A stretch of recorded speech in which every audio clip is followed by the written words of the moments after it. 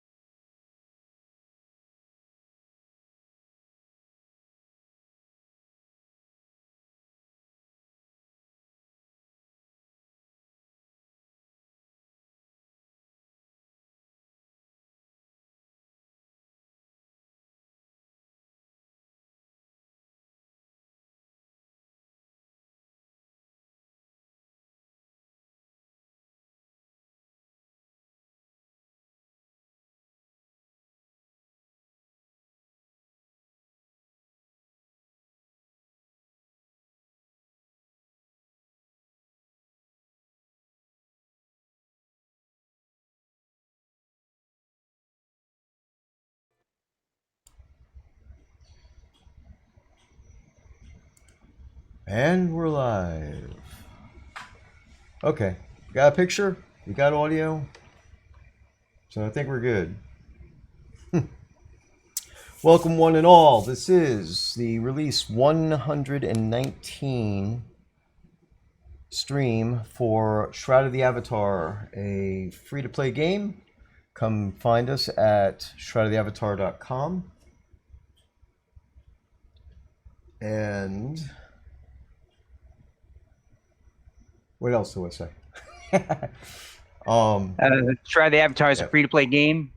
You find it at shroudoftheavatar.com. Yep. It is a massively multiplayer, persistent online game, plus a bunch of other options, but mostly it's what I just said. Yep. That's the part that I missed, the multiple player online. So, okay, so this is our 119th release. We're just approaching our 10-year mark on releases.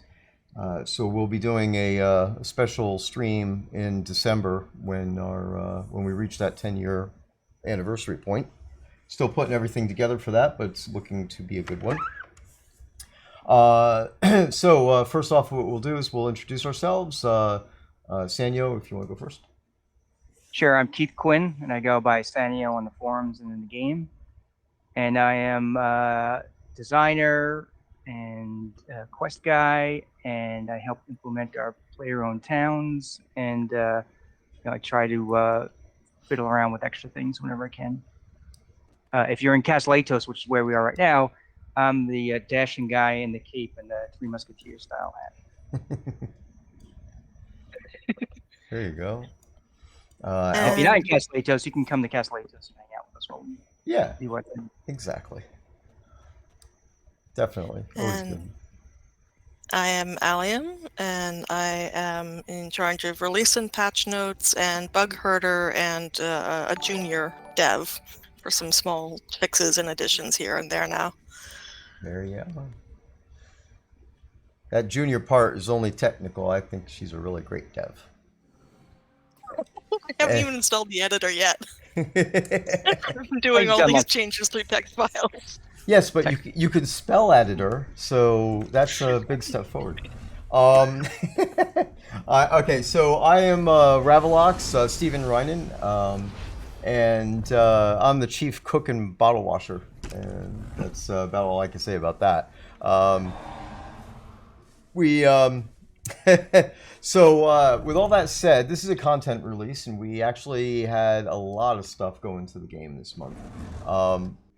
But first, I'll address the fact that yeah, we had a glitch during the deployment of release, where Steam decided to make some changes. So the story goes that on the 10th of this month, so they only gave us 20 days actually. Well, 24 days technically. No, 14 days. Basically, sorry, 14 days to make a change to the way we access the back end of Steam to update our systems and post our release notes and all that stuff.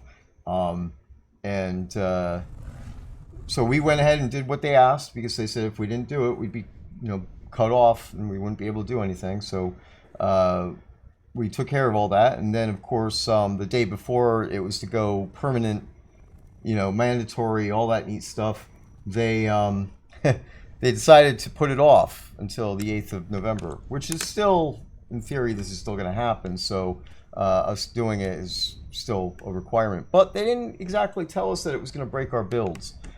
So what ended up happening was, we do the patch, and then the Steam version of the patch is kind of like recompiled and packaged on the day of release, when we're actually pushing the patches out to the torrent servers.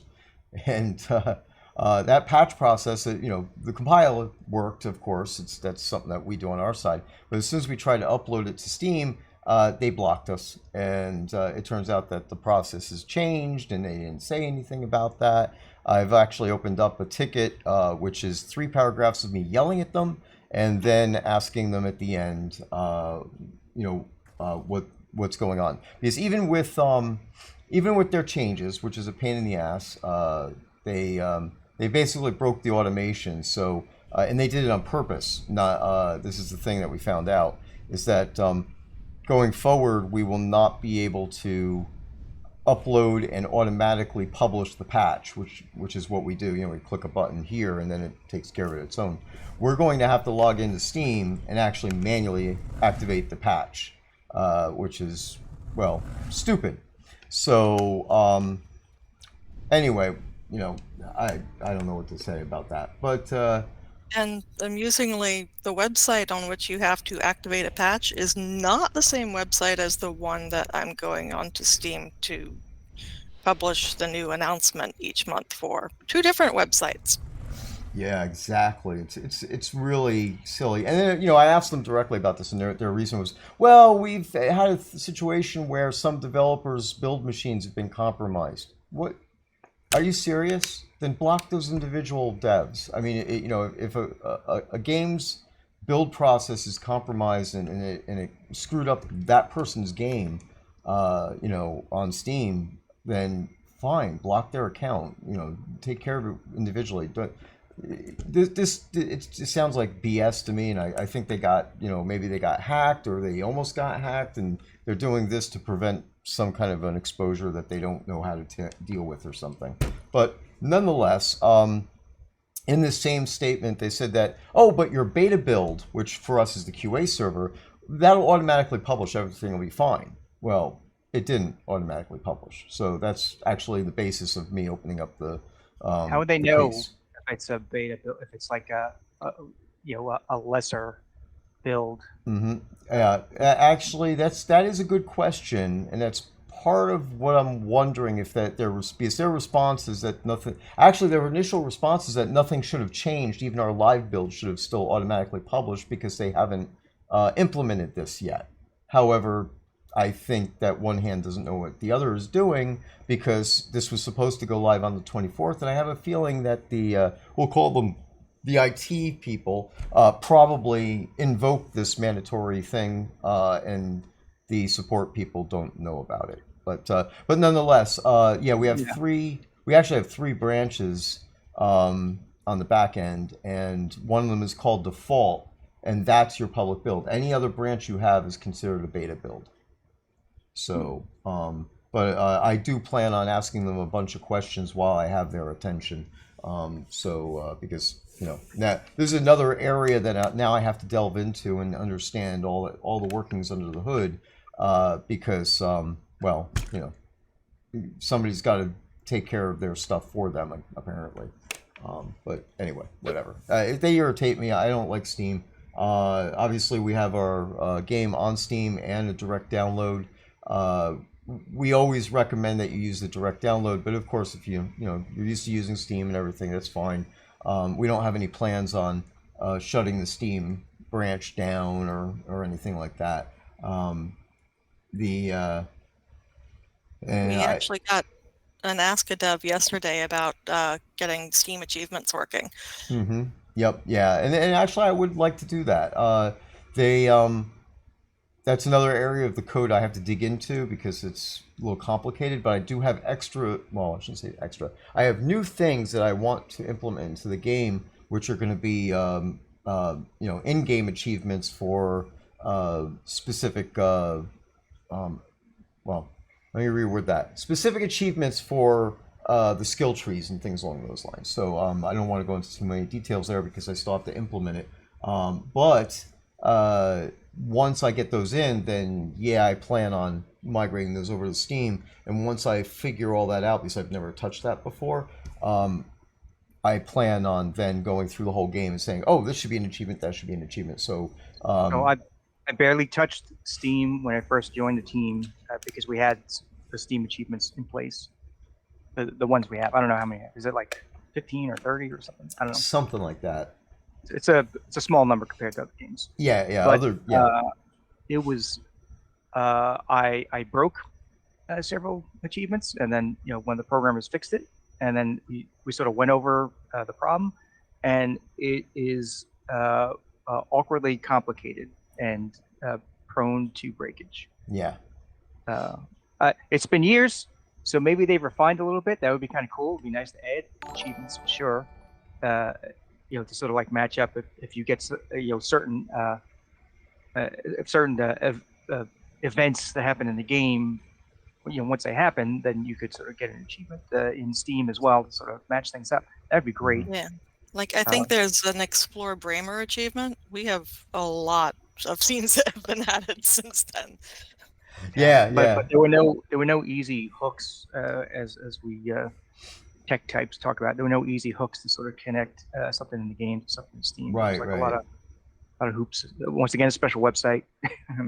Right, exactly. It would be really cool to do that, like explore every game, not POTs obviously, but every game scene in Perennial Coast. In region by region have. Well, there's also stuff that, like if you have,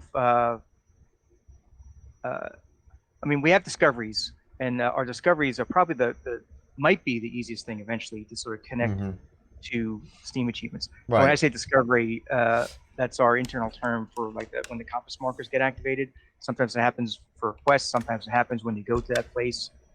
Sometimes it happens when you talk to an NPC. Usually it's sort of like you go to an exit in scene or a special quest location. You get a little marker that either temporarily or more likely permanently is up on your compass.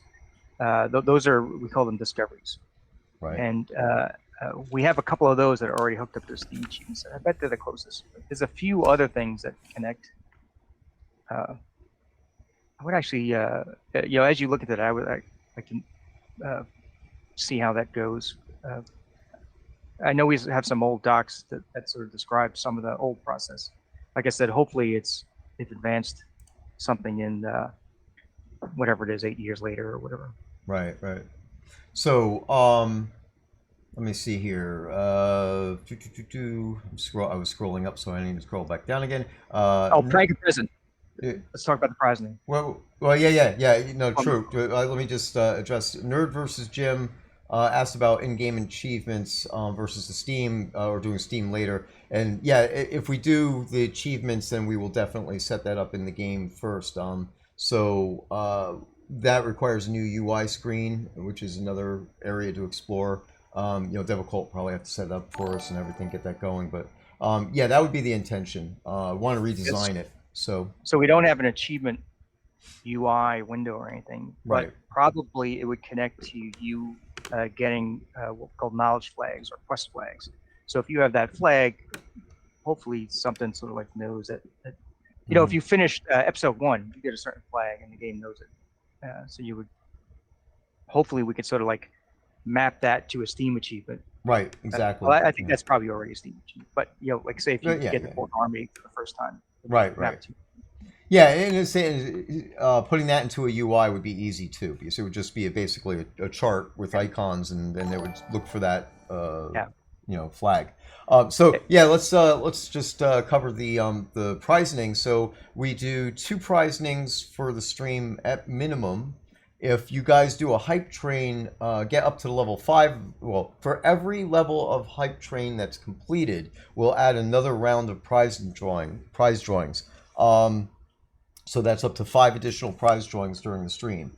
And if our stream goes 2 hours, I'll generally throw one more prizing in there as well, because our usual stream is an hour, or at least scheduled to be an hour. So we do 2 for the first hour, and then we'll add on another one for another hour after that if we end up being here for a longer period of time.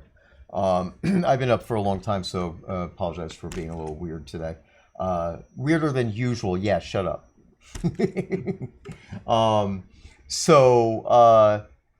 Let me see, the prizing. Yeah, so say the phrase, which is prank or present. You can say that with or without the exclamation point. In game only. Don't do it in Twitch. Do it in game in any chat you want. Universal, zone, party chat, guild chat, whispering. All that stuff works. So yeah, so do that, and then we'll do our first drawing probably in about half an hour. So give everybody a chance to get in there and put their name into the pool. Okay, let's see. Okay. All right, so the next thing on my list. Okay, yeah. So as I said, the Steam issues during the stream. I obviously jumped on that right away and had to figure it out.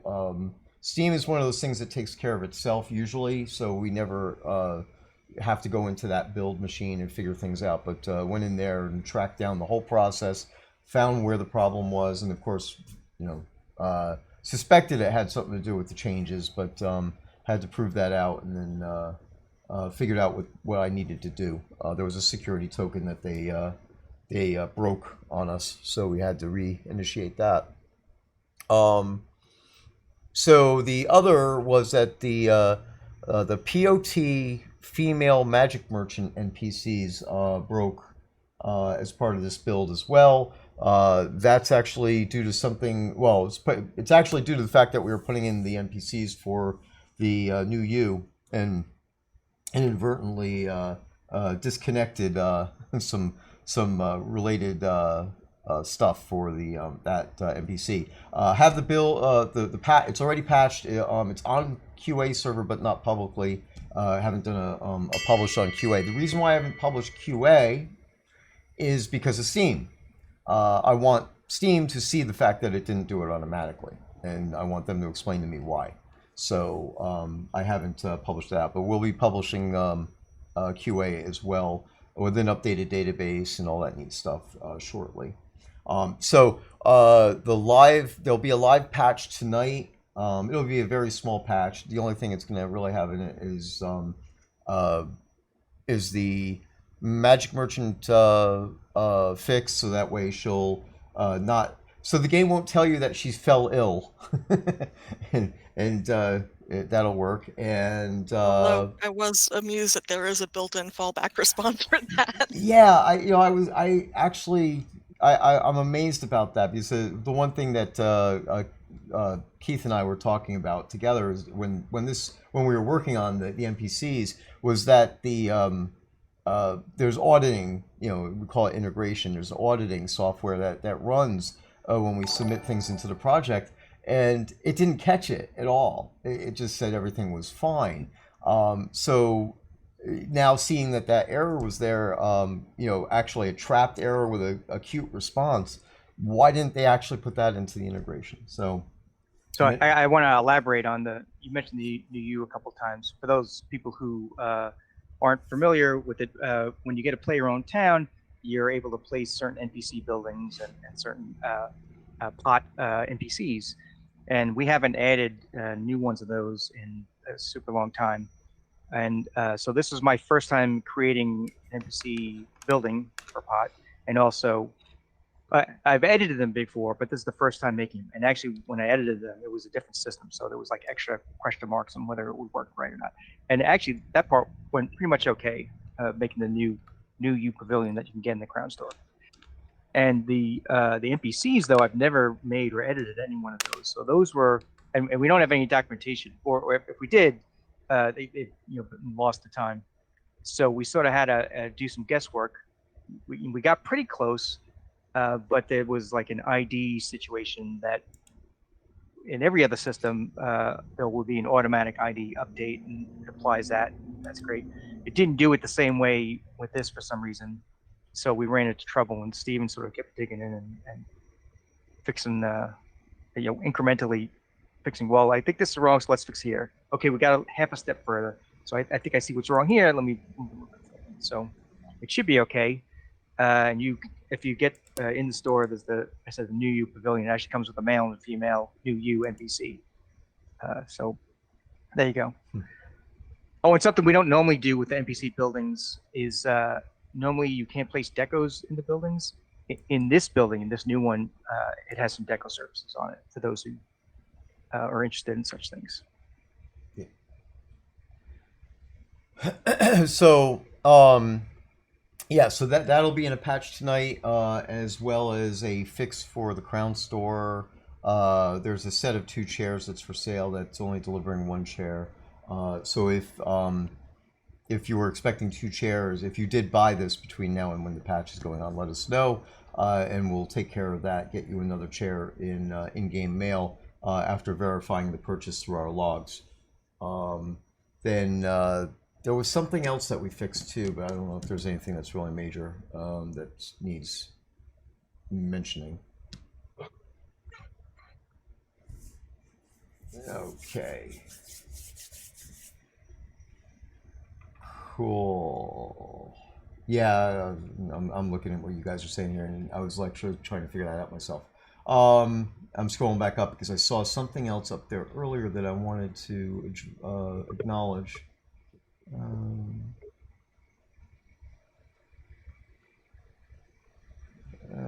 I'm not seeing it. There's a lot of chat today. All right. Well, if there was somebody out there that wanted us to address something, just repost it in chat. Basically, today's gonna be 50% our normal stuff, and then 50% question and answer. So, want to do some get back to doing question and answer streams as well as what we normally do. Okay, so a little more housekeeping. Customer service requests must be done via email. We had a surge, and this is for anybody who's pinged me in the last day or so. This is not because of you guys.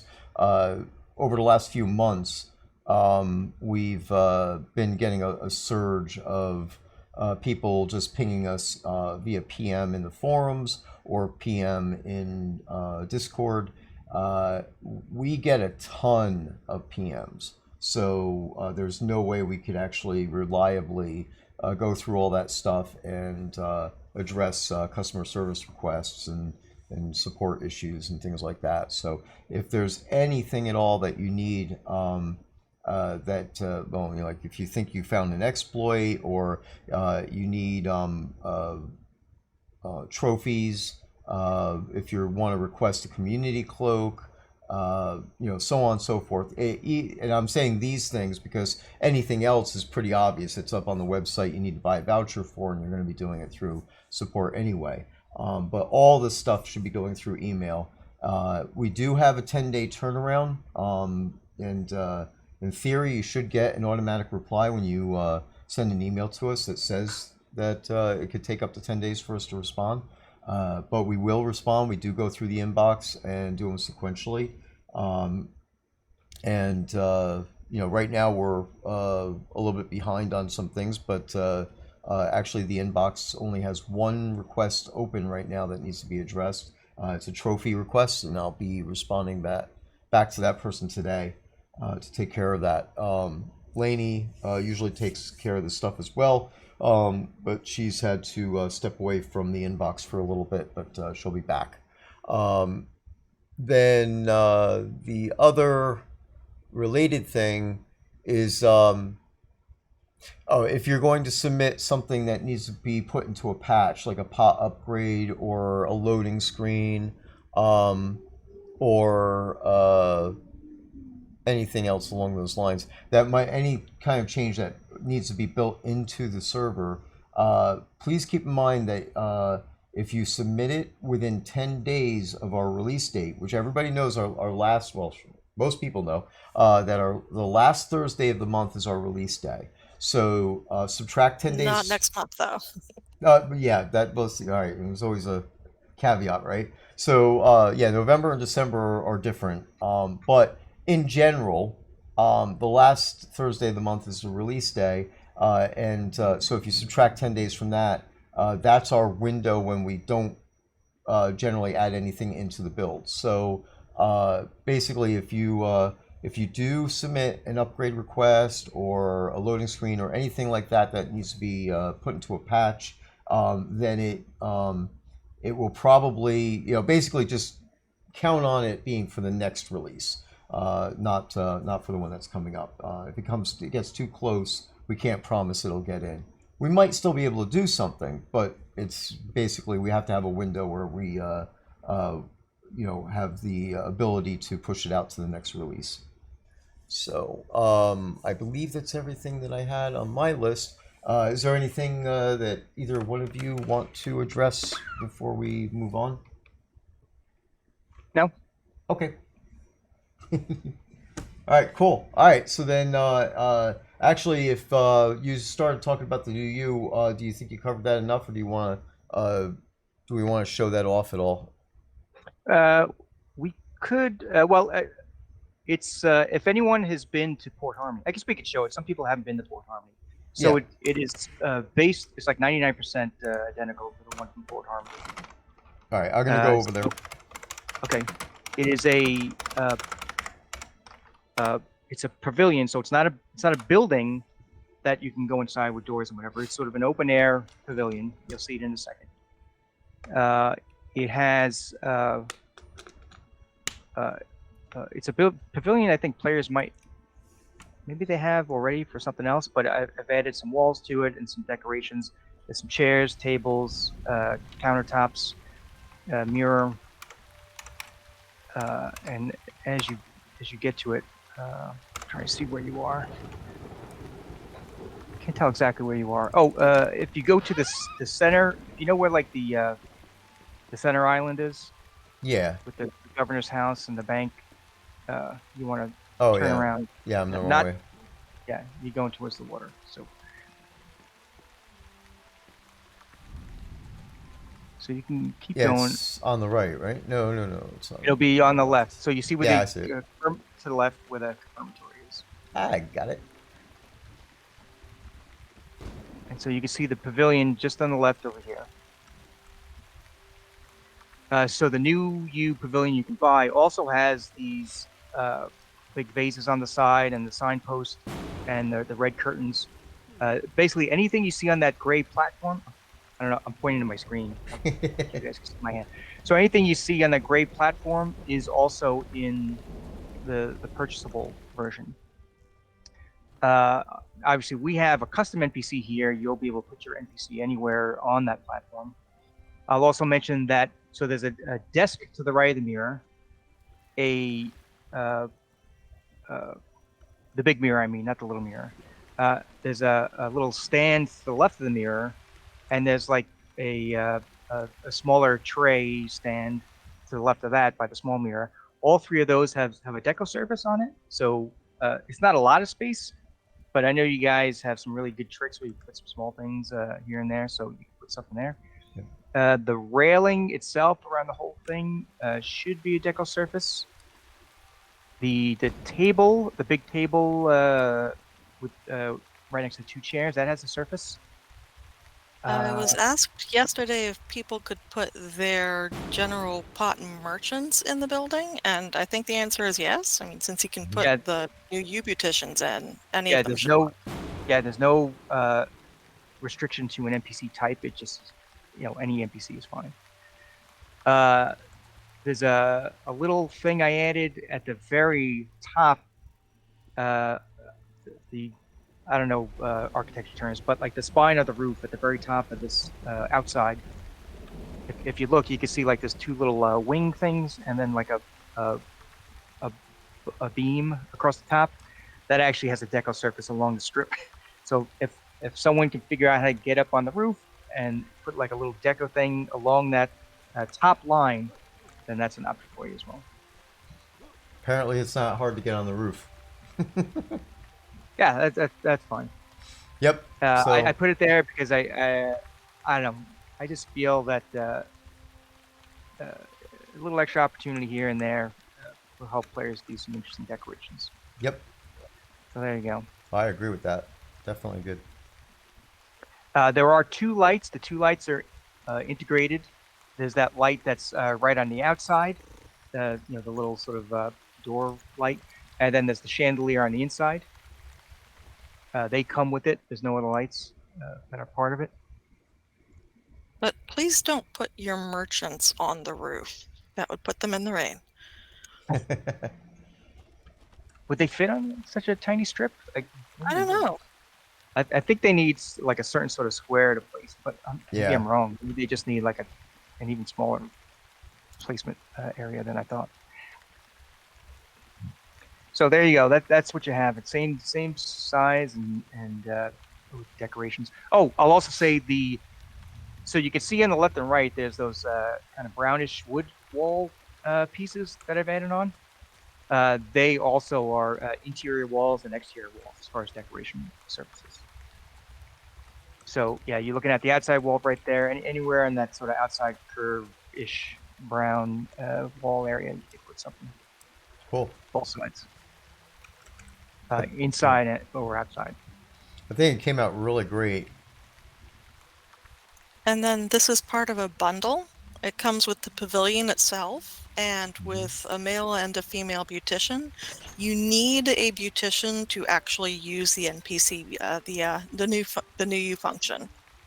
But Yeah, you don't need both of them. So if you want to trade off one of them or give it to a friend or sell it or what have you. Swap it every couple of weeks. Let them go on vacation. But yeah, it's a like the normal new characters. It's a conversational trigger that'll send you into the new character editor. Yep. And you can see here, now I brought up the store, and we do have a few things to talk about here since we're here. The NPC buildings, we only have a total of 7 with the new U now in there that are in the store, but that's going to change. We're going to get the rest of the NPC buildings that are bundled with the POTs up here, so that way governors and stewards can buy extras as well. We have also adjusted the pricing. The prices on the buildings were all over the place, and basically what we decided was that buildings that don't have specific functionality, like the guard tower, cemetery, etc., would be 800 crowns, and that'll be a standard for any NPC building that we put in. If the building has functionality, such as a crafting station in it, like the flower garden does, the Oracle has an NPC in it, and then the UU Pavilion is bundled with NPCs, so those will be 1,200 apiece. So nice and easy, standardized. Going forward, we don't have to worry about any weirdness as far as that's concerned. And long term, I want to do the same thing for the whole store. That's going to take a long time.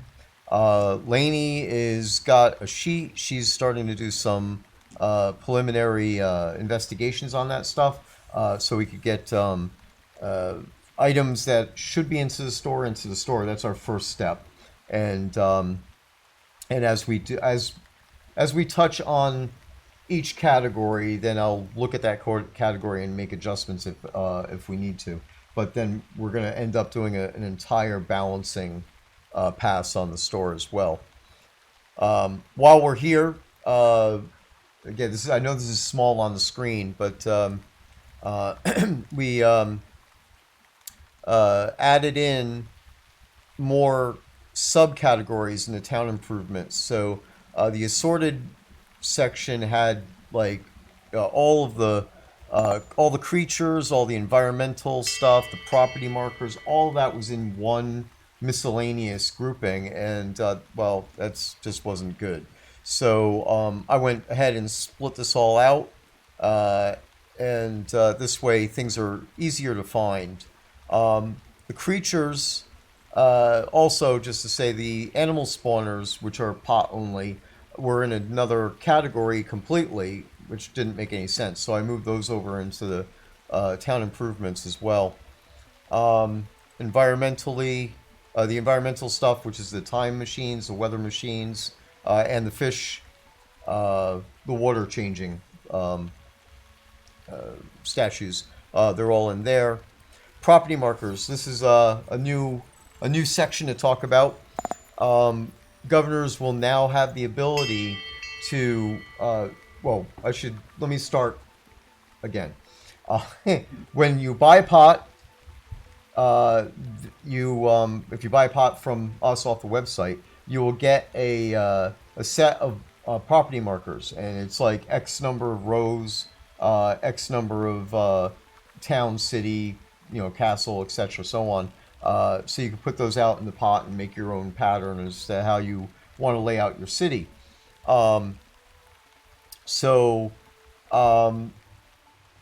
What those markers are all for the row houses are all just standard plaster and the wooden plaster houses, the ones that you see here on the right hand side of this picture. That's the standard house. So what we've done, and this was actually, Allie, this was your idea, right? Yes.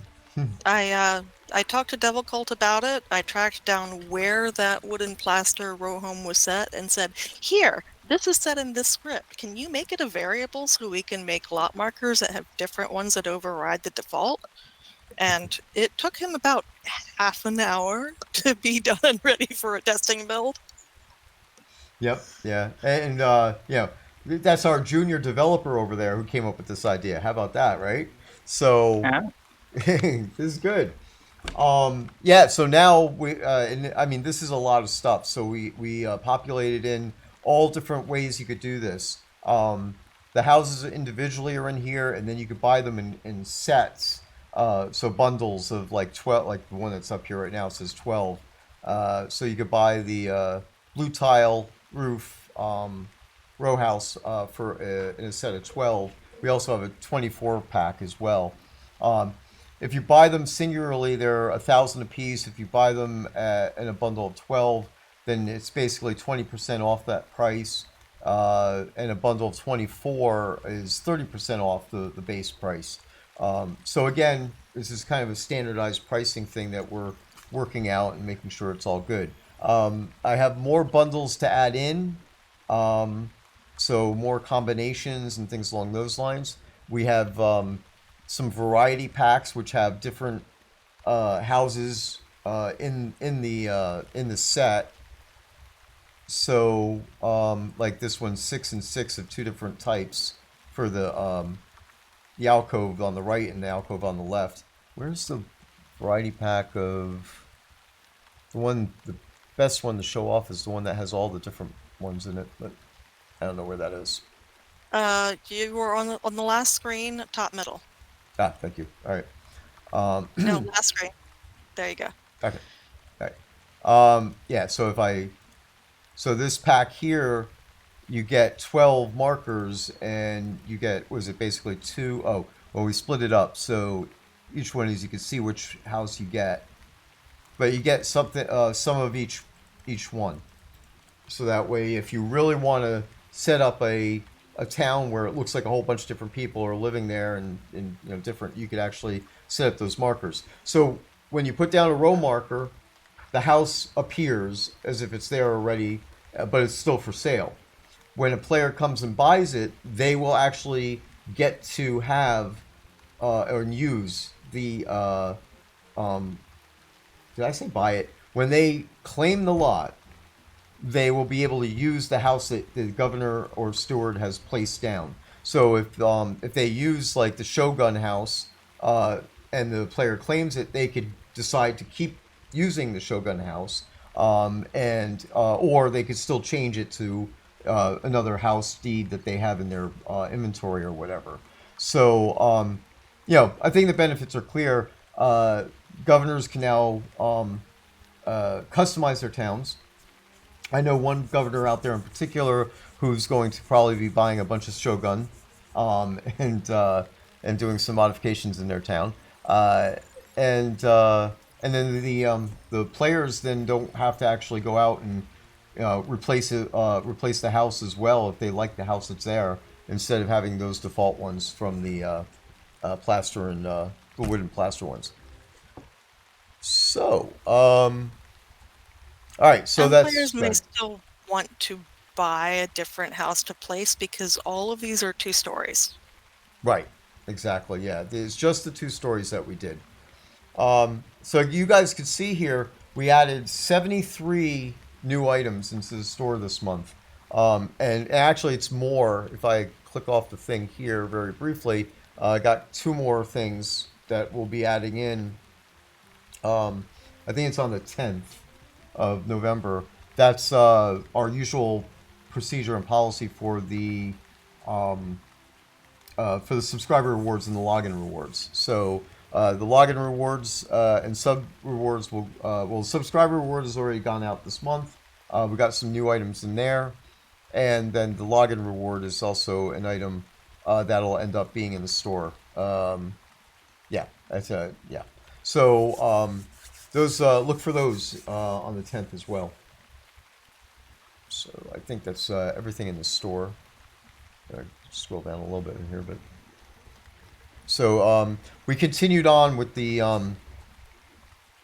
pattern of adding all the Gothic furniture in a dark Gothic format, and now we have the mega set and the dining set. The bedroom sets are all complete, and they're in the store as well. And there's still more that we'll be adding over the next month or two to round out that set. So all the Gothic stuff will have a dark option to it. So that's about that. Okay, so what else did what we got next?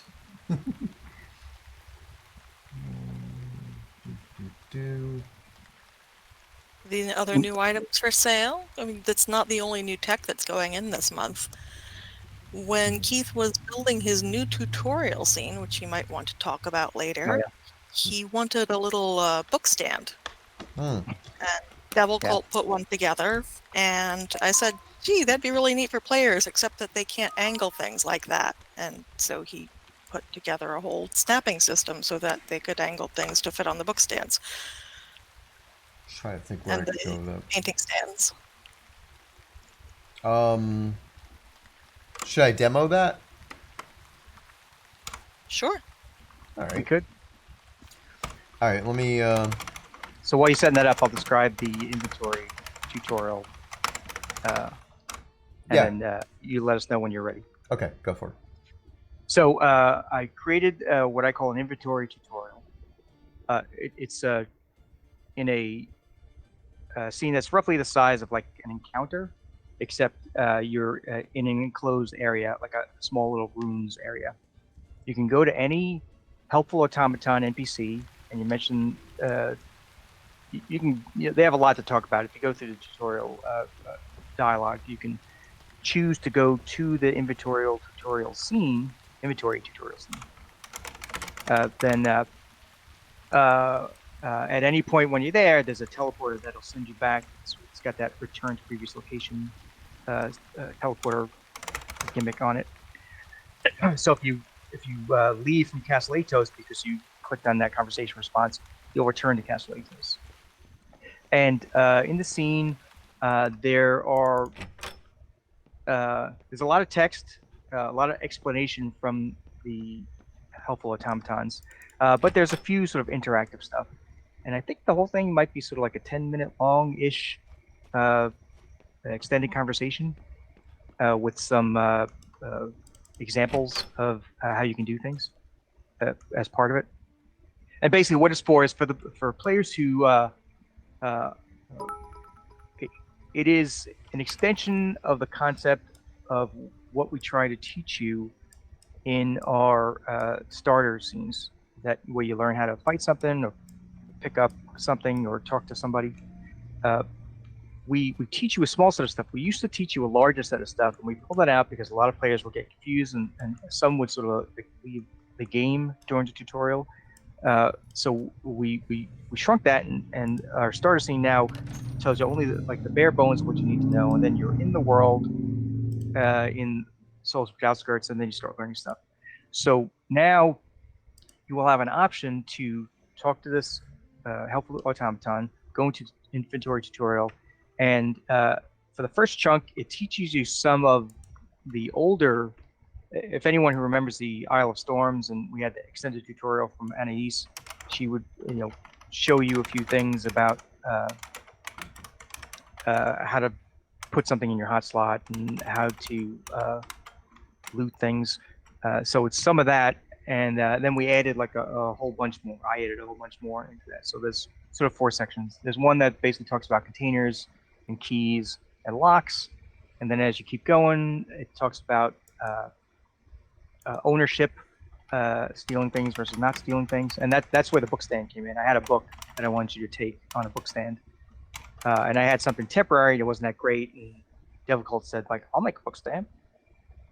So he hooked me up with that, and then of course hooked you guys up with an awesome player deco version. And then there's also, I talked about resources, resource nodes, resource gathering. And then it sort of wraps up and sort of sends you on your way. And if you go through that whole thing, you get a little bit of experience and gold, but you also get a new title as well. So that's what it's all about. So if you want to do that, maybe after the stream, go to the helpful automaton. The inventory tutorial is a solo experience, so you'll go in by yourself. There's no combat.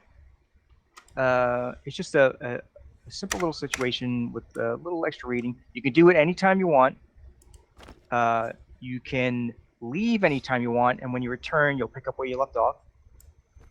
And once you complete it all, you can still go back to it. You can't redo it, but you can go back to it and just sort of walk around and review the lessons, I guess. So that's how it goes. Excellent. All right, I'm ready. Okay, so we have I got one of the book stands, put it up on the table here, and I have a book. All I have to do is drag it over it, and as you can see, it immediately snaps into place and is displayed on the stand. Yeah, so it's easel style, which means it's at an angle, and that means the book has to fall at the angle. And maybe players can rotate stuff, but to get that kind of perfect angle is annoying. So the tech that sort of forces that perfect angle to sort of kick in, and to have it sitting on the little ledge, the bottom anchor is pretty awesome. Yep. Do this. And you have the other styles as well. This is obviously one that goes on the tabletop.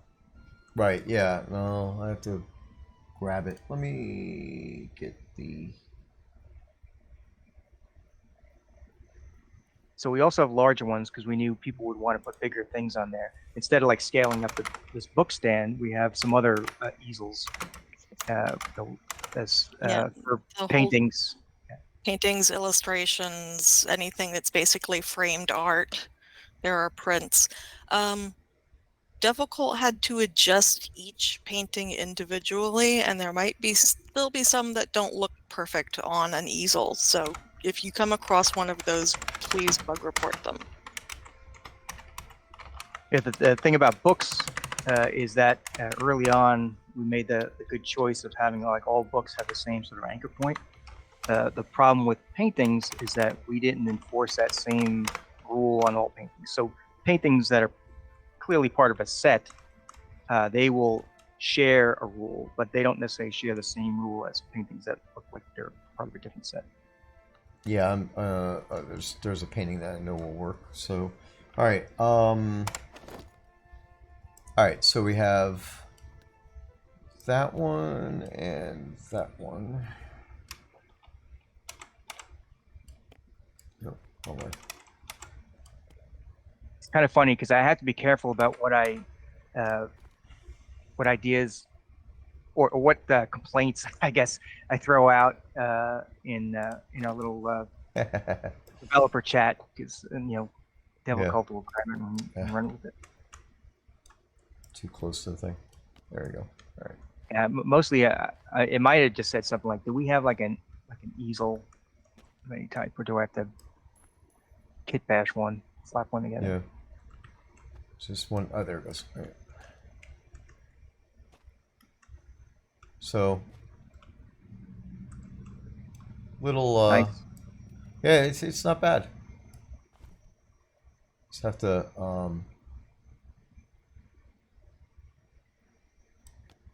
It's gonna be on the. Oh, you have to be careful where the. There. You have to overlap on the wood. Yeah, I think that's. You can't do it in the middle, in the air in between the wood frame, I think. Yeah, I was having trouble getting the book off the thing, but this chair being in the way is probably part of that. So move that away. Yeah, that's before I was having trouble getting the book off, but I was not able to stand directly in front of it. So I think that's the key thing, is being right in front of the easel. Or stand. Yeah, it's trying to grab things to snap to them is pretty aggressive. You might want to place the book on the stand and then move the stand where you want it if you've got a lot of other small objects around it. Yeah, exactly.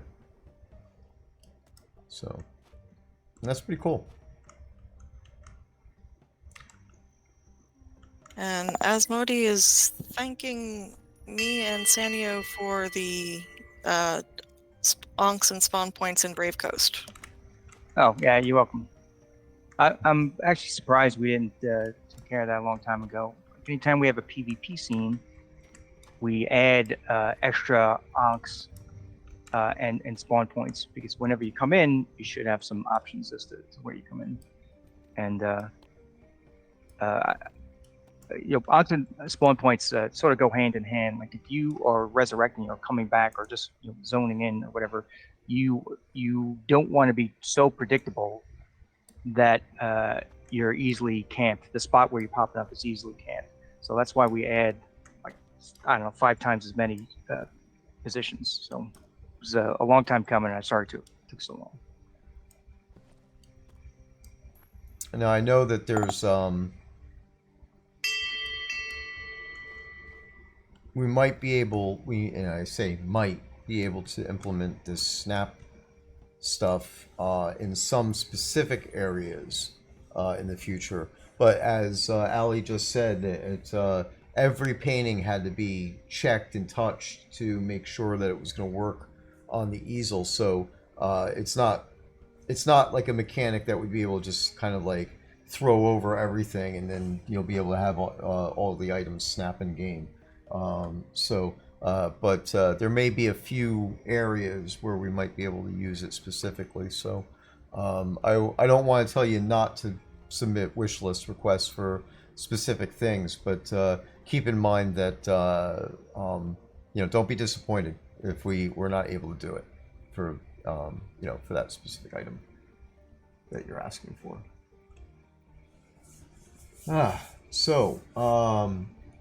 In the queen. deco area, I'd like to add something else. You're being asked if you can walk through that. Are you slewing, or are you actually there in No, first person? Yeah, I'm actually there in first person, and no, you cannot. There is collision. Okay. Yep. Do that. So. Yep.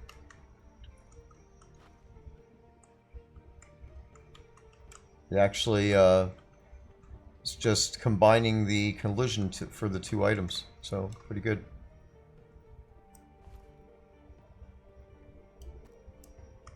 Can you jump on it? Can you place stuff on it once it's been connected? I don't know. Can you, Let's see. can you You stack actually them up? slid down the bottom there. Yeah. These are all things players are going to try. They're going to try to like put them one on top of the other. And This. what happens if you scale it? I Clearly, I'm not the don't one who think you tests can it. scale the stand. I think you can scale the painting before you place it, but that might not necessarily look good. Yeah, you might ruin it. Yeah. Well, let's try that. Just put it on there, mug. Yeah. I was able to get a mug on top of the easel. Yeah. See, if you scale the painting. Yeah, the bars are showing through. Yeah. That's not Although a good bigger thing. might not be bad. Try bigger. Yep.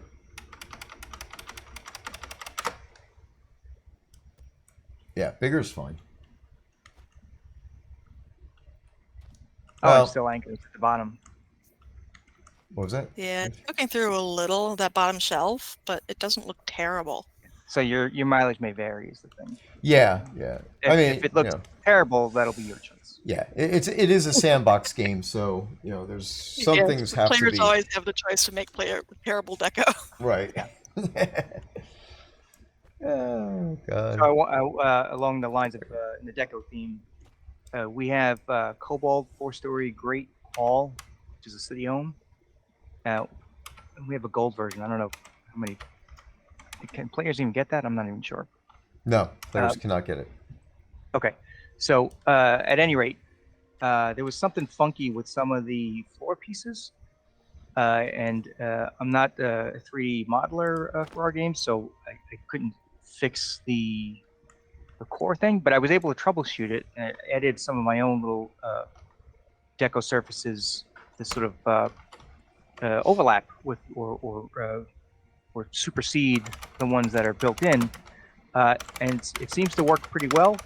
So if you do have a Cobalt 4-story Great Hall, then you might want to, if you were unhappy with some of the decoration options, you might want to try it again, because the floors on all 4 floors should give you like a smooth, flat decoration opportunity now. Before, some of them were clearly like floating too high, or you couldn't place in certain areas of the building. For some reason, it was once in a while a glitch like that gets through, but it was too much for me, and I said I have to try to troubleshoot it. So it seems okay now. Yeah, that's not the right way to fix it, and there might be a little performance hit to do that, but it works. Yeah, we still have that bug sitting as partly open for an artist to eventually sort of fix it fully the right way. But sometimes troubleshooting works well. Troubleshooting like this works well enough, I should say. I should mention that along the lines of fixing things, that the phenomenon of hearing electricity when you zone into a scene, man, I believe has been solved. People got to tell us though. Yeah, well, as I said, one of the players has told me that he's not heard it for, I guess, when I brought their attention to it, they said that they have not heard it, and they're paying attention to it now apparently. So, but I didn't hear it when I loaded into my my town just now to do that test. So, yeah. So what that was, I think, is so when you go into a pot has certain electronic objects. You would hear zzz, zzz, zzz, zzz. No matter where that was in the scene, no matter where you were, it would just sort of carry across the whole scene. And even if I guess depending upon the object, maybe it actually just kept going. But I think for most people, it just did a few zaps and then just stopped. It was related to, if you want to get it to nitty gritty, it was like a weird way that some sound is allowed to get hooked up, where there's not like a local sound child object in the thing calling the sound. It was calling the sound from project level, and I think that was the problem. Anyway, it's a weird description that maybe you don't. Maybe it's hard for me to sort of share it, but at any rate, what I had to do was I had to go into every dev placed or deco object that had the transformers, and the transformers are sort of just like a boxy looking kind of a battery looking thing with these nodes on top that would have electricity, and usually you can sort of double click to turn it on and off, or interact with it to turn it on and off. And they're in moon towers. There's 2 at the base inside every moon tower, and they would also be used for some windmills and some weather stations that Pod could use. And they all kind of use the same gimmick. They were like tweaks here and there, but so I kind of just meant to fix it in the moon tower, and then I realized it was like used all over the place, and so I went down this the whole project snowballed, and so it sounds like the sound is fixed in all those cases. That'd be great. And there's a couple little additions that were added in. So at the base of a moon tower, like I said, there's 2 transformers on the inside of the moon tower. If you turn off both, they'll actually turn off the big bulb of electricity surrounding the top of the moon tower, which before was like always on. Now you can actually turn it off if you want to. If either one of those transformers is on, then that transformer turns on. So we can go around and turn off all the moon towers in Grusk and then invade it when their defenses are down? Exactly. Okay, and just to touch base with from the snap feature thing, so one person asked about weapon stands. Yeah, that could take a while. Again, wish list the things if it's stuff that you think that you might want to see, and then we'll have to figure out if it's viable. Weapon stands could take a long time because there's hundreds of weapons in the game, and we'd have to touch each weapon. So keep in mind also that the easel allows only 1 object on it. If you're thinking weapon stands that let you put like a rack of 4 swords or 6 swords, something would be altered or different tech. Yeah, that's right. Yeah. And then I saw another one in there, another suggestion about snapping to the corner of something. I can't find it now, but same thing. Definitely put it in the wish list thing, and we'll each one of those wish list items we'll discuss and figure out if it's viable. Like Keith just said, the weapon stand one may not be viable at all. Well, isn't viable actually with the current tech, because it's only going to allow one thing to snap, so it doesn't have slots. The snapping feature is based on the entire prefab, the entire object. So. And we still have a major thing to talk about. We haven't touched on treasure maps. That's right. Oh yeah. Yeah. And before we do that, there was one thing actually in housekeeping that I wanted to mention. A number of players have asked about Anpu in recent last month or so. And basically, he's just stepped away. He's got some real life stuff to deal with.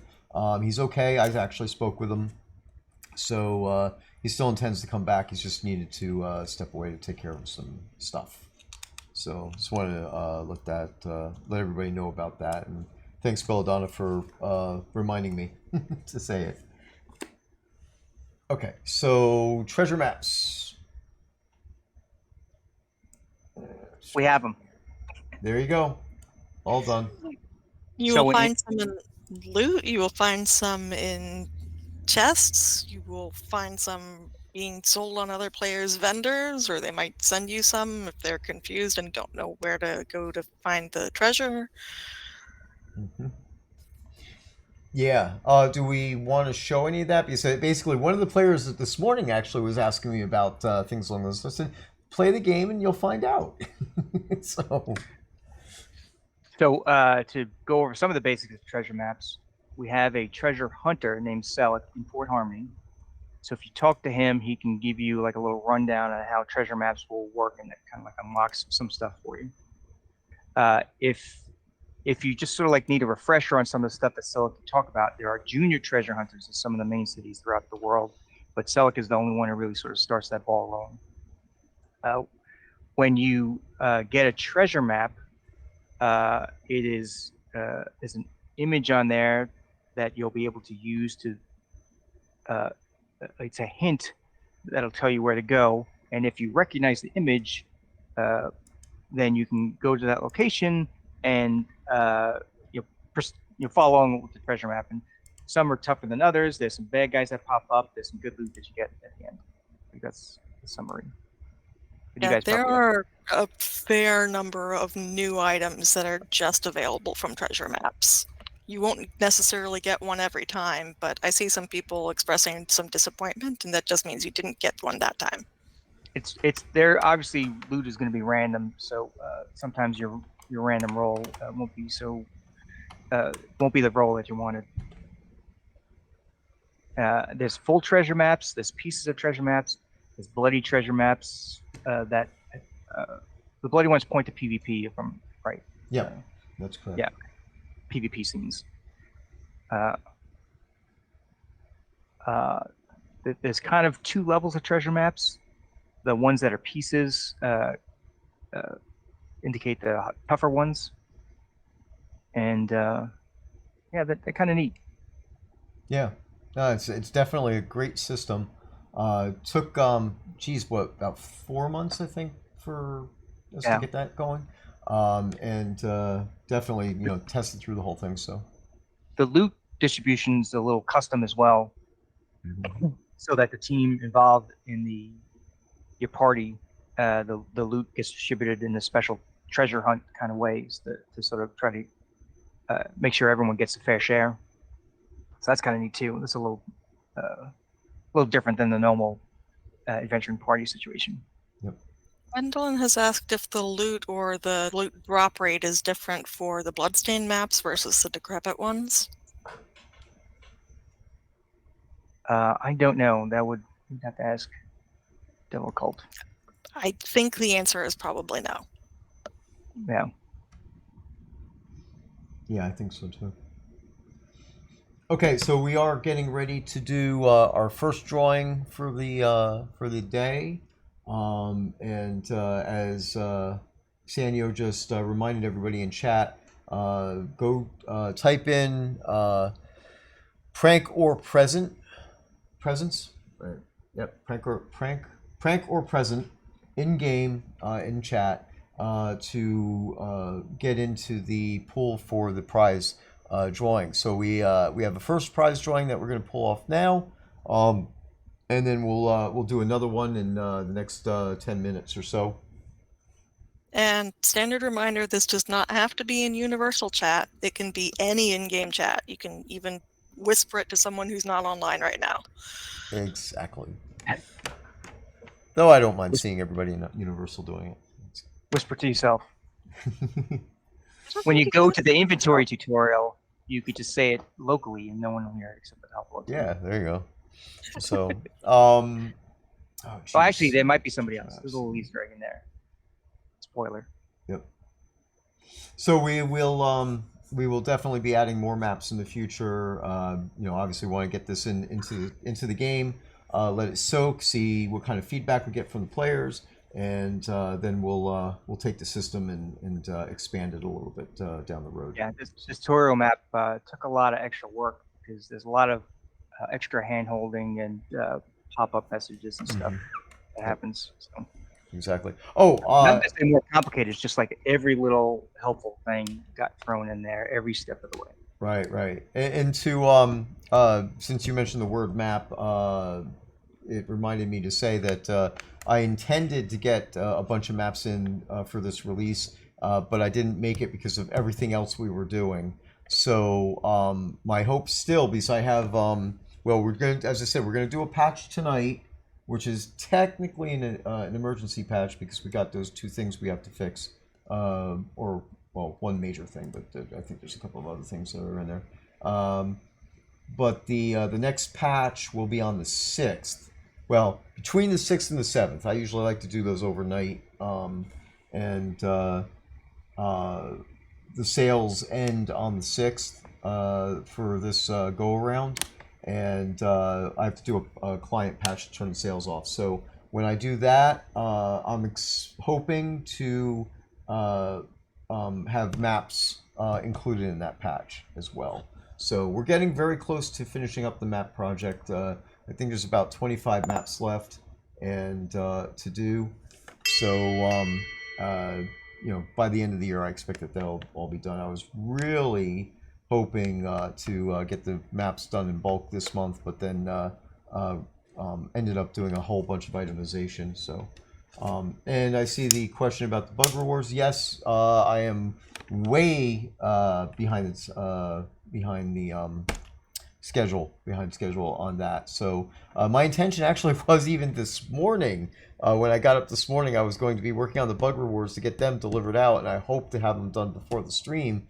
But that didn't work out because I had to deal with some other stuff. So after the stream is over, I'm going to actually be in game doing some actual adventuring. But once that's done, then I'm going to work on the bug rewards. So my intention is to have those delivered by by the end of tomorrow, worst case.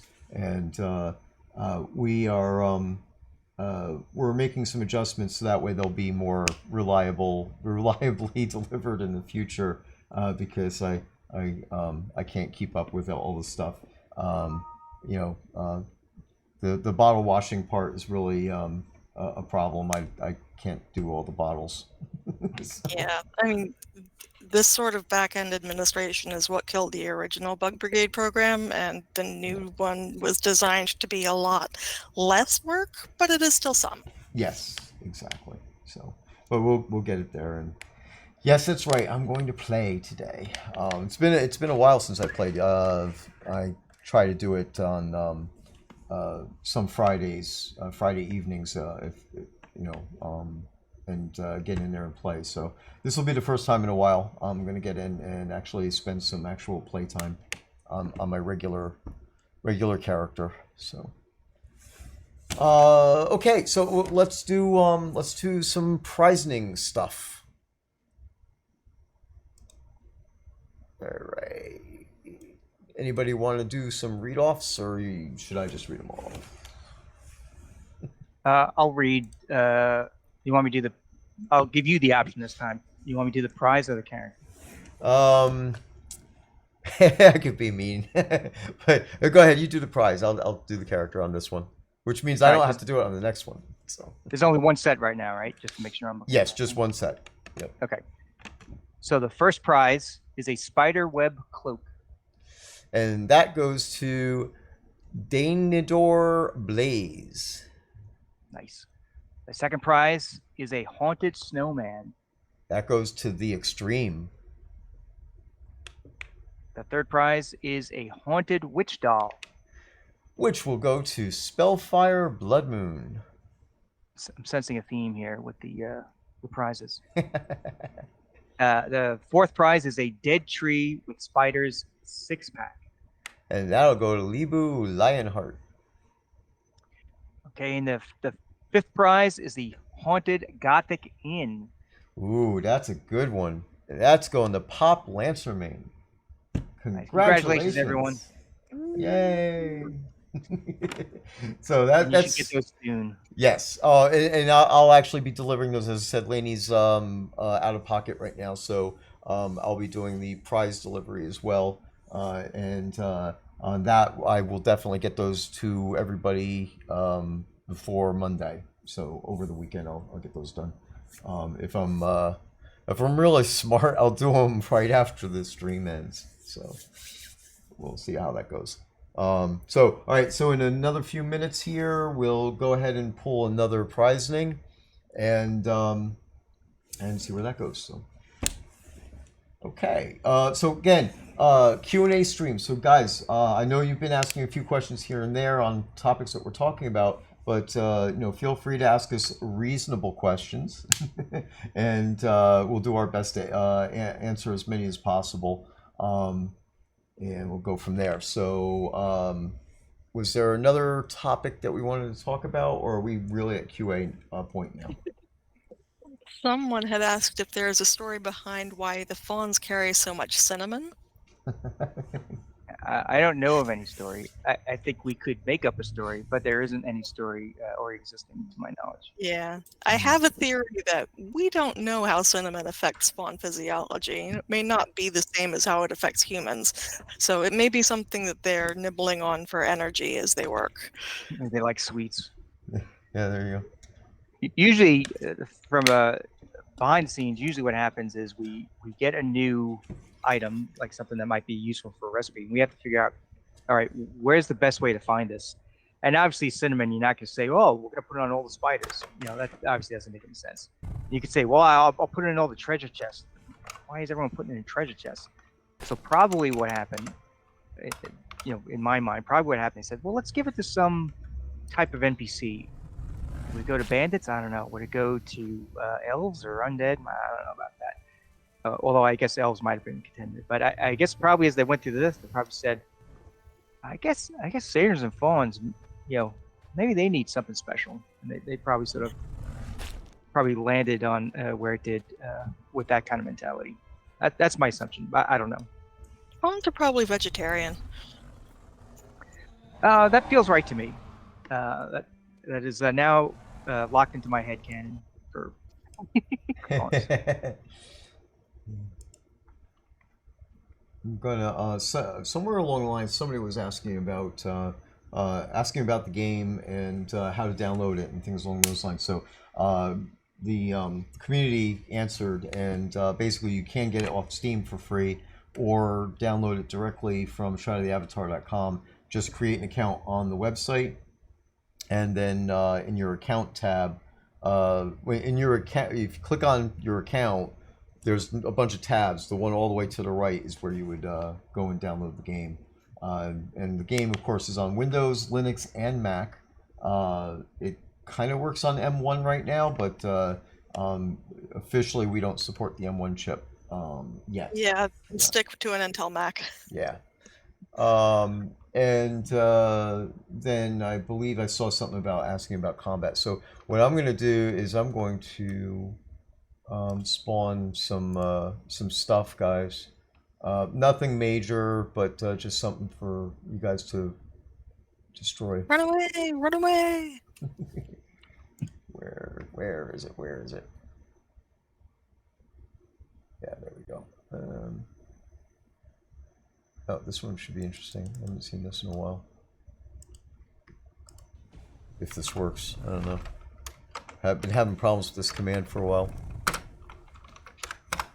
So if you're in Castle Atos, that's probably where the action's going to happen. So you might want to get here, join in. Yep. In Castle Atos, I sometimes will turn on this barricade I'm running back and forth on, which I added a couple months ago, to sort of just help define the area of a crowd versus speakers. Because when the last time Lord British was here, we had like a lot of people crowning him, and it was hard to sort of do some of his ceremonial stuff and to hand out some special gifts that he had.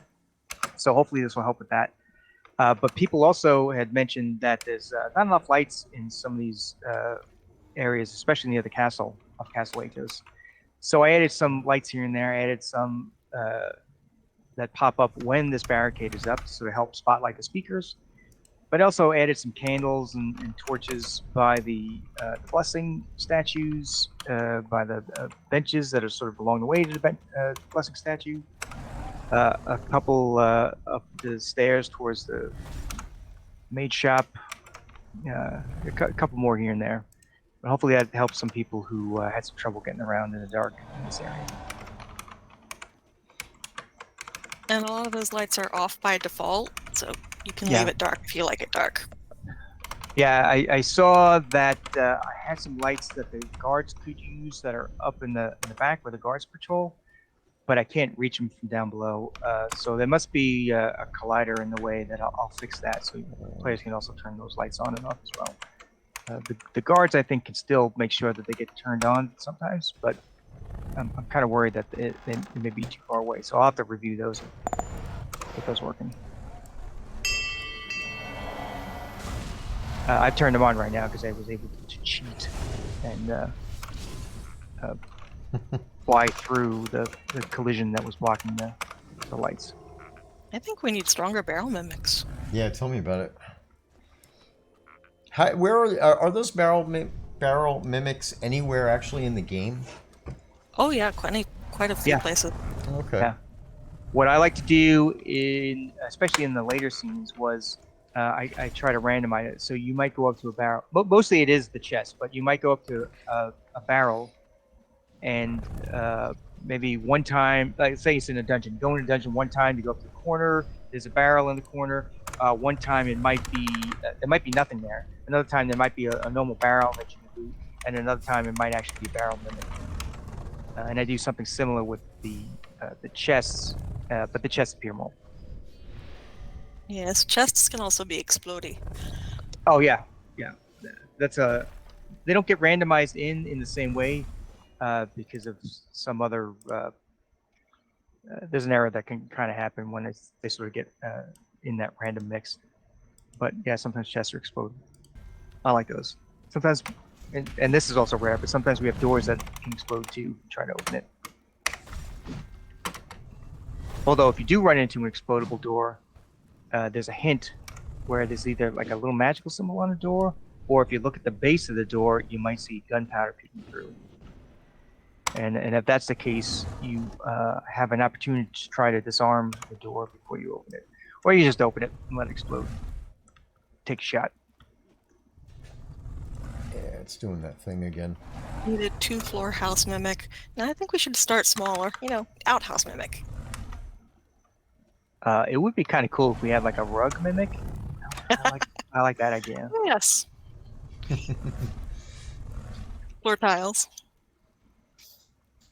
The book mimic would be nice, yes. Oh, neat. Yeah. No, actually, a door mimic is one that has been discussed. I would really like to put that in. There's a couple of things there. Is that I've seen toilet mimics. That's the Lauren Hammer thrill. I saw a request specifically for a door basement entrance. I think it was basement or dungeon. Probably basement. That makes more sense as a basement entrance. And doing that, and then also having door mimics would actually make that kind of more interesting, I think. Oh yeah. Obviously, that's a new NPC, so that would take a lot of extra work. Yeah, that would definitely be something we'd have to. Any one of these mimics we're talking about would be pretty interesting to have. The more common place it can seem, the better. So obviously, there's certain rugs we use more than others. There's certain doors that pop up like all the time. A sort of basic rectangle wooden door or metal door. Probably the wooden door, I guess, since mimics seem to have an appearance of wood. Mm-hmm. That would make a lot of sense. The book thing is interesting. Makes me wonder how elaborate mimics can get. I don't know what the magic is that make them look like they do, but could you look like a bookshelf? I wonder. Oh. Maybe the part of the point, the evolutionary purpose of a mimic, is something that makes you want to reach inside. That's probably what it is. So like the door definitely sort of fits more than like the rug that I suggested. Because you're trying to reach at the door. And it doesn't really have to go anywhere because you're the sucker who's like reaching for an unknown door handle. Yeah. You could have young mimics that are small and are just like mugs on tables. Oh, yeah. Wrap around your wrist. Yeah, like a wooden mug would be pretty awesome. It's got like a little, the hole of the mug is like the teeth just sort of pop up. All right. Trying this. Quicksand rug, says Merrick Dragon. We do have sort of a quicksand surface that we put in some places. Oh. I guess I could do something like that. I could have like a breakaway rug. It's not exactly this thing you suggested. You're making me think now. Yeah, there are already rugs that can shift a little bit to hide something under them. Yeah, I made rugs that are containers, and you interact with the rug, and the rug shifts a little bit. And actually, if you go do the inventory tutorial, anyone goes to do that, one of those rugs is in there. So if you haven't seen it before, you see it there. But I can now see like a rug that's sort of like a trapdoor situation. Like some of the bridges we have, you walk in a certain part of the bridge, and the bridge sort of collapses. Maybe you walk across the rug collapses. There's like maybe a pit underneath, and you take damage as you fall in. Oh yeah, pit traps wouldn't even need to be a mimic. Yeah.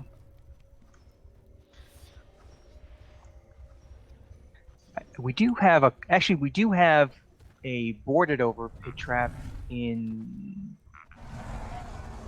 maybe 2 spots, but is it Liverus that was like the first one? That has to be. I don't remember that one. Yeah, in one of the ruins, you go.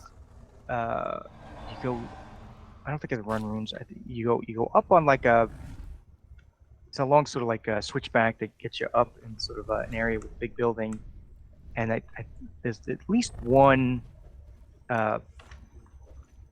boarded up floor area that looks just like someone might have covered a dip in the walkway area just to sort of make it flat. But if you walk over it, then it'll collapse, and as you fall, it's kind of a deep pit, and there's spikes underneath, and so you'll get spiked. There's also climbable vines or roots or something there for anyone who doesn't die and wants to get out. Okay. All right. We'll spawn some more stuff in a little bit. I still, there's still issues with our the GM potions is kind of relevant. The GM potion program is kind of like suspended right now, and the reason being is that there's issues with the commands, and that issue is affecting us as well. The potion tech is actually leveraging in on the same functions that we use, and they're kind of borked up. So Devil Cult and mainly Devil Cult is looking into that. I might have to dig into some of it myself as well to try to get it sorted out. And I want to change it so that way the dead bodies decompose, so that they despawn, go away, and that way the limit will be reset. As I said, there's a problem with the variables right now for some reason. So like now that I spawned those 2 dragons, I'll have to leave the scene, come back to reset the dang thing. I don't like that. Okay. Yeah, Merrick, I am not spawning the big ones. If I spawn the big ones, they could end up taking a little while to knock those down. So, and I have a request for a specific type of mob, and yeah, I'll spawn that, but in a little bit, not right yet. Okay, so have we gotten any other questions from the audience?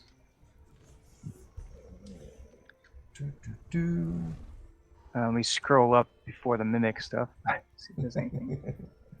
Oh, we could mention the there is a thread in the forums for requesting existing game assets to be made available to players. And Devil Cult went through that a lot looking for things to put in his treasure chest loot, and we went through it this month looking for things to add to subscriber rewards. So the new blue worms that came in the subscriber rewards have been on that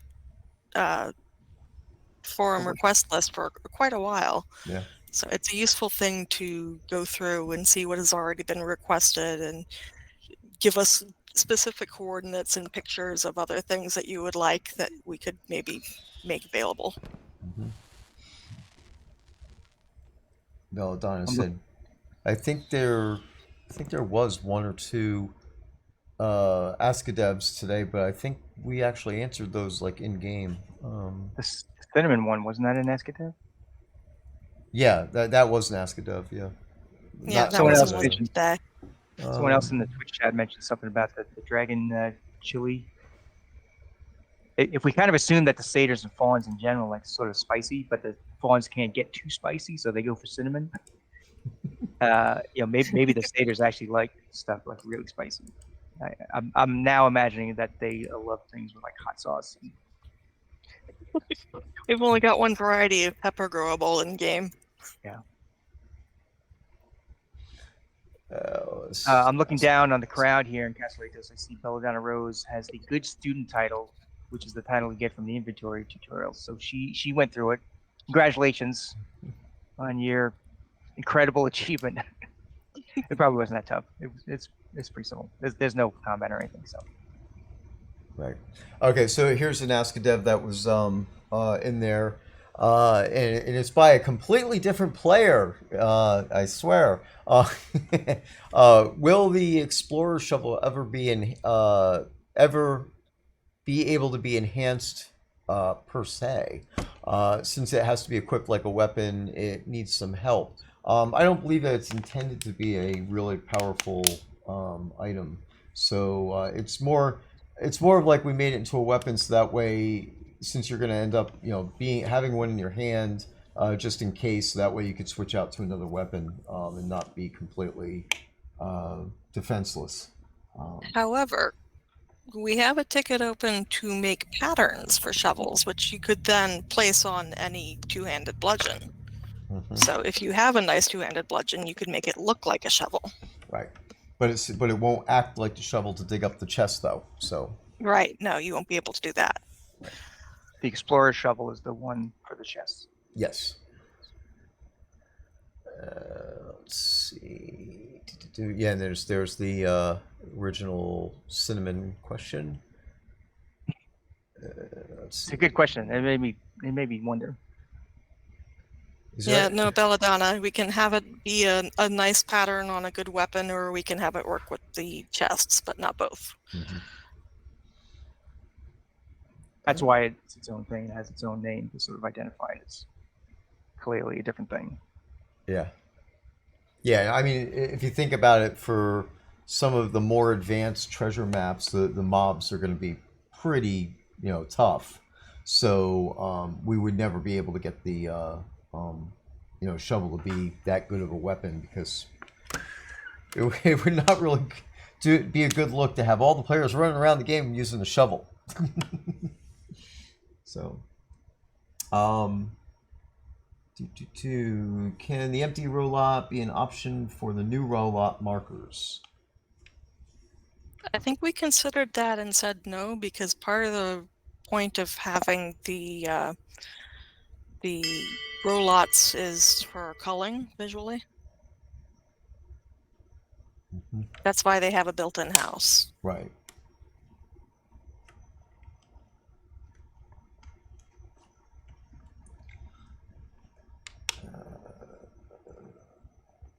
Okay. I saw something where that just came through.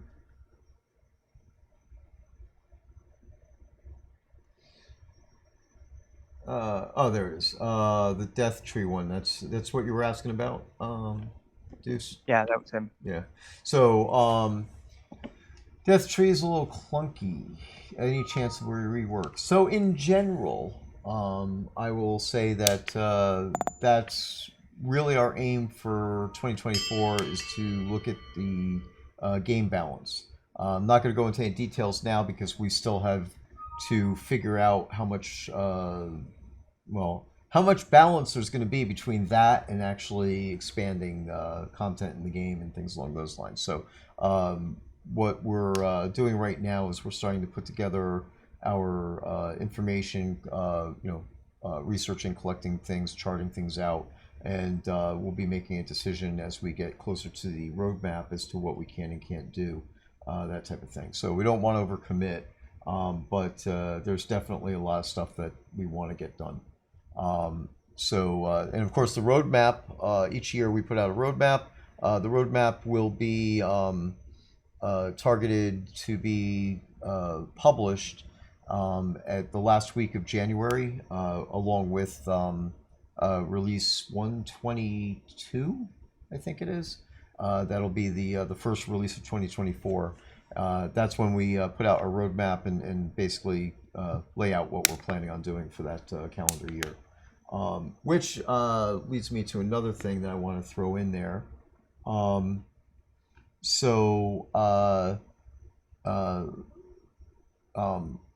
One of the commitments for this year was to add the water lots to the deed upgrades chart, and I've started that work. Didn't realize I had to go and make new deeds, so I found that the POT Castle water lot deed did exist. It just wasn't actually in the list, and of course this has to do with the previous I don't know, stance on the pledges and such. So what I'm looking at, what I basically said, and what we're going to do is that in the player-owned towns, you'll be able to upgrade deeds all the way from row all the way up to castle. There's no reason why in a player-owned town you shouldn't be able to do this. So, and of course that includes all the different variances, including the water lot deeds as well. So, and this makes sense for anybody who's thinking about this. The pot templates that have the built-in bay, castle lot, and keep lot water lots in the bay, the docks that are out there, they can't be used by anybody. So apart from like say a Lord of the Manor, or a Duke or something along those lines, that may be in the game. So there's only a limited number of those deeds in the game that are placed anywhere, so with all the POTs out there that have these built-in water lots that you can't remove because they're not dynamic, they're static, they're baked into the scene. It makes a lot of sense for us to allow the players to upgrade to get to those. So I'm aiming for the next release, or possibly December's release, to get the rest of those deeds built and into the upgrade channel. As of this release right now, if you go in there, you should be able to upgrade. If you go through the steps, you'll find that the water castle lot is actually available on the at the top of the pile. Okay. So, and just to one thing for Deuce Blackheart, I did see the threads in there about the struggles that you were having. So yeah, and again, this is what we're aiming for next year, is to tackle these things on a global basis. Hopefully, it's gonna take a lot of work. So we've got to see where we're, how much we could get done on that. So. Okay, anything else you guys see in here? It's yeah, and pets are definitely one of the things that have to be looked at as well. I think we've been making progress with control points. That's always been a point of contention. I think we're doing pretty good with that stuff. Probably get some more done there too. Okay, I'm going back to this slide. Do you want to read the next prizing list? Yep. Awards? It is time. Nice. Yep, and just to repeat it, that say the phrase, which I was scrolling for the phrase. Yeah. Prank or present. Yeah, that prank or present. Say that in game. Any type of chat, universal or whisper or zone, whatever, and get into the pool for the prize. And we'll have at least one more drawing today because we went over an hour. So probably in another 15-20 minutes, we'll do one more drawing before we close out the Steam stream. Steam stream. Okay, so let me see. Oh man, you got off easy. All right, I'll read off the prizes. Okay. All right, the first prize is a spiderweb cloak. And that goes to Dido. And the next one is a haunted snowman. And that goes to Crystal Stardust. Then we have a haunted witch doll. Goes to Asmodi Mahal. I don't know how to say Oh, it. that's you. Perfect. Yep. Mahal is how Yep. they prefer. Okay. Dead tree with spiders 6-pack. Vulcan Jedi gets that one. And we have our first ever duplicate on this server. Haunted Gothic Inn goes to. It goes to Dido. Yay! Dido gets 2 things with this pull. Excellent. Congratulations, everyone. Good deal. 2 congratulations for Dido, I guess. I thought that was fixed. Yeah, well, all I did was move it to another server, and it took this long to do it, so it's interesting. I mean, based on the amount of duplicates we used to get, there's got to be something else going on there. But At this time, I think it's kind of like, at this point, it's a perk that, or a, something that you can cross your fingers and hope to actually get 2 pulls. yeah. Well, I mean, in the long run, I still want to fix it because it shouldn't. Yeah, it'd be nice to spread it, Yeah. spread it out to more people. But Yep. at least, I mean, as long as we don't sort of get like 5 to the same person. I was thinking to say, I didn't want to say it out As long as we loud. don't get more than 2. Yeah. That's okay. Have we ever gotten more than 2 to one person? No. In a single pull? No. In a single one, I think the most has been 2. Well, we've had 2 different duplicates. Yeah, but sometimes like we not- might have like 5 sets Mhm. with 4 sets or something, and I feel we might have had someone like pop up like 3 times across the sets. Right, yeah. And the way the code is supposed to be set up, it's if we do the 3 prize runs in the same day, it shouldn't allow anybody to be duplicate across all 3. Well, so, okay. but it's totally borked, so I gotta go in there and recode it. But anyway, we can always go back and use SodaBot because SodaBot works correctly, but then everybody would have to go say stuff in Discord, like the old days. So, speaking of the old days, I said in the beginning of the stream, I'll say a reminder one more time that in December, the December 15th stream, these are release 121. Yeah, release 121 will be going live on the 14th of December. So on the 15th, when we normally have our stream, we're going to do an extended stream. We're still refining out the stuff and everything, but I think we're pretty stable on what we're going to do. So there'll be an extended stream, and as of late, we've been doing 2-hour streams. So extended stream isn't going to be too much difficult, but hoping to get like a 4-hour stream out of it. So, but we'll see where we go. Special guests and all that neat type of stuff, and extra prizes and giveaways and things along those lines. And we're aiming to do some special sales. That one I'm not going to give any more details out on because there's some structure stuff that needs to be done to make sure that's going to work the way I want it to. We can still do things, and we'll have to do them kind of manually, but if it doesn't work out. But anyway, I'll give you guys more details on this next month because as we get closer, we'll have more definitives. But wanted to say that 10-year anniversary stream on the 15th of December, and be there. It's going to be a big one. So. All right. So, let's see if there's anything else. Okay, got that. That's done there. And going back to the Ask a Dev, see if there's anything else in here that I missed. Scroll back a little bit.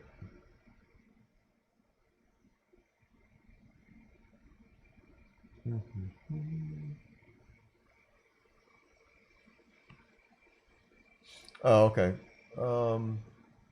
So here's actually one. This was asked a while ago, but I don't think we talked about this on air. Can you make it so that the author of a book can edit it after publishing? And the answer to that, of course, is absolutely not. The book, there's two reasons. One is just the fact that it's a book that somebody published, and once the copies are made and it's in other players' hands, then changing it on the fly would not really be advisable. Multiple reasons. Some because some of you people out there are horrible, it's just not the way. If a book needs to be changed, then you publish a new one, and it's actually the second edition. So yeah, no, we wouldn't allow an author to edit the book. There's a couple, as I said, a couple of reasons. There's a tech reason, and there's also behavioral problem there. But along the lines of that, it's also been brought to my attention that if somebody puts a book into the printing press, and Keith, this is really towards you to see what you think. If a person puts a book that's made by another player into a printing press, it comes out and says that the book was crafted by the person who copied it, and still says, the book is blah, blah, blah by whoever the player is who made it. But it inserts the player's name who crafted it. There's a maker's mark on it. So I'm wondering if we should be doing that.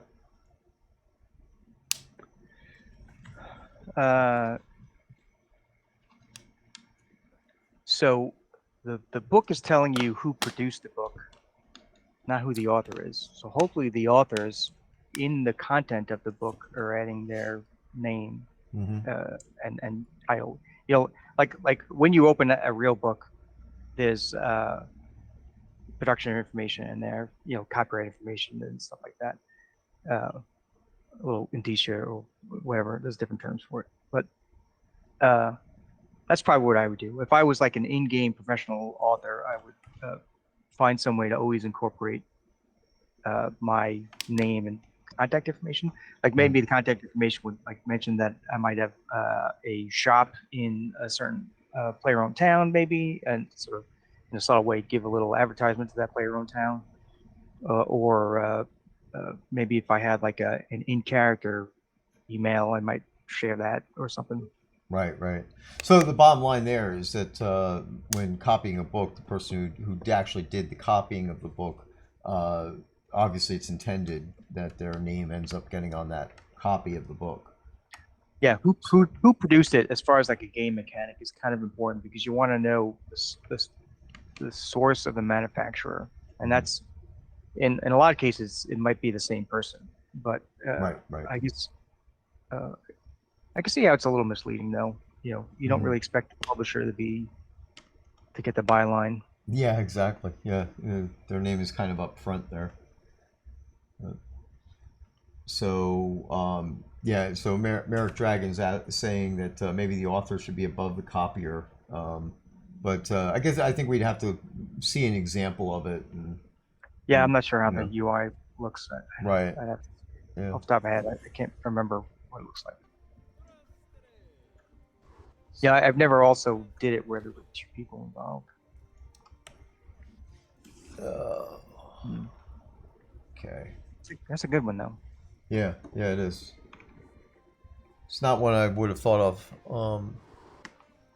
All right, so let me see. I'm gonna spawn some stuff, and we have one more prize drawing to do. So last call on the prize drawing, guys. Get your names in, and that's just say the phrase. Your names in, but get your names into the pool by saying the phrase in game. And Prank or present? thank you. I can't get these things straight in my head. You're doing a better job of remembering that than I am, and I'm the one that came up with that. Yeah, How did you? I need to get. I'm cheating because I have like the little blurb I keep adding into the Twitch chat. I have that in like a little text doc that I'm just copying and pasting, and obviously it's right there that I can just switch to and see it. Although I remembered it this time, but the first couple times I needed to see it. I don't have a good memory for this kind of stuff. Not here, Komiko. In game. Yeah, I had to double check my phrase. Didn't I say in in-game chat? I do say in in-game chat. Come on. Get out of here. Oh, that's episode 2.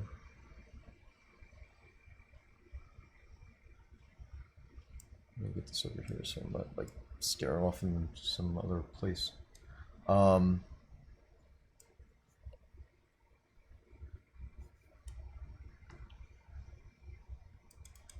Should be in here.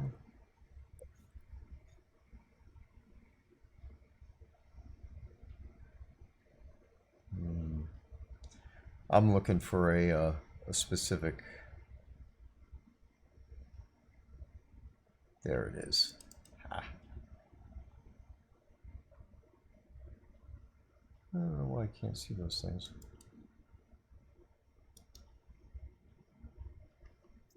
The frog invasion. Yes, Keith added frogs to a lot more scenes. Oh yeah, I added the tiny frogs. They're just like little critters, like along the lines of like rabbits and squirrels. I added those to a few swampy or watery scenes, and then pretty much in the same scenes, I look for opportunities where I can add in the larger ones, the tier 5 and tier 6.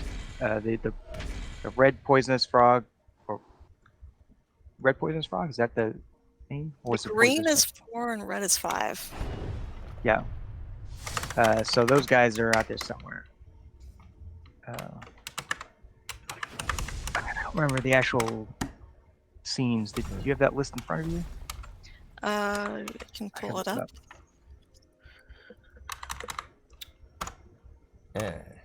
Here it is. Add more frogs into scenes. Here's my little notes.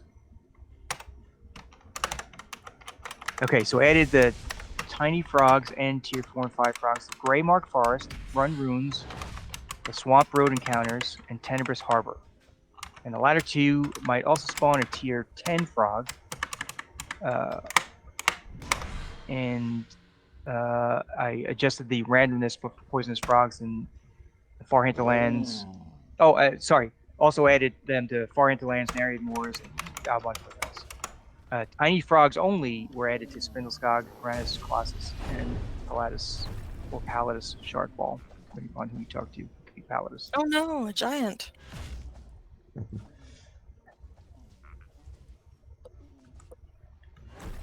He's on vacation from Mistrunder, so he came over here. Yeah. Man, So I if you're feel in like it's Castellitos, hot for him. or if you're not in Castellitos, and you want a chance to get a whack at this Frost Giant before he's killed, then you better hurry up and get here. I'm not thinking this is going to end well. No. So it's a little different than the Jotungrund version, because on his plateau there's some environmental situations that happen to sort of try to compel you to move back and forth. So there's no big wind wall damage thingy. So it's just sort of a big open space with the Frost Giant who is just taking a billion hits before he. Yeah, you can see how he's going in and out of combat there. So it's good to know that whatever is doing that is not specific to Jotungrund. That is actually kind of fascinating. There was a player who suggested that he might have some extra conversation bits. As we keep trying to figure out what makes him so different, that he keeps sort of having this sort of awkwardness. And my first thought is that Jotungrund's too big, there's a lot of problems that Jotengren has because it's so big. And I thought, well, that's probably it. But clearly, I can't blame the size anymore. Yeah. And anyway, someone suggested that maybe there's something in this conversation where he's trying to engage in like friendly NPCs. Normally, they try to talk to you. So I thought, well, he shouldn't be talking to you, but he actually does have some of those hello and goodbye phrases attached to him. So I'll just remove those.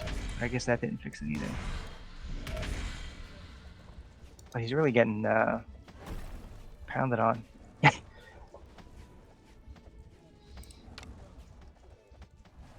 Just help that. Oh, he's still getting hit.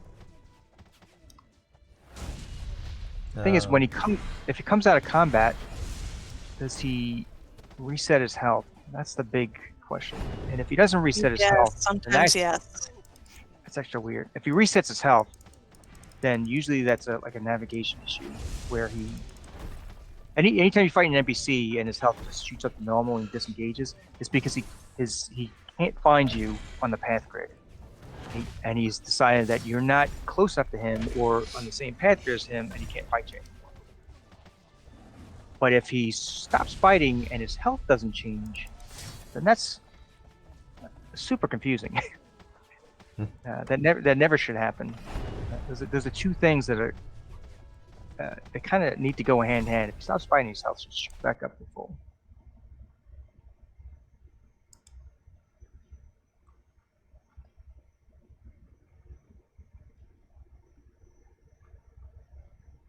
Quite a few players. I wonder how many players are fighting him. He's doing his lightning stuff, and the big storm really holds up here, which is it's cool to see that. Like in Jotengren, it's a big open plateau. Like you really can't avoid seeing it. But to see it like sort of at the height of like these structures, like the walls and stuff, it's extra cool to see in this town.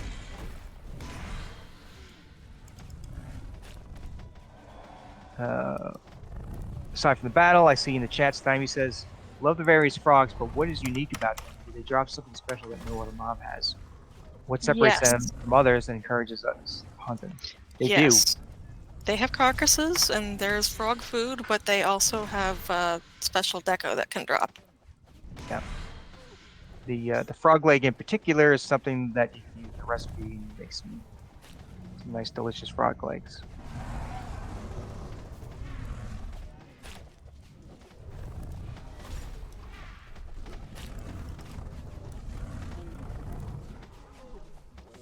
I like that they're fighting this frost giant at nighttime too. Because when the effects kick in, like his effects in particular, really pops. That lightning that is all over the place.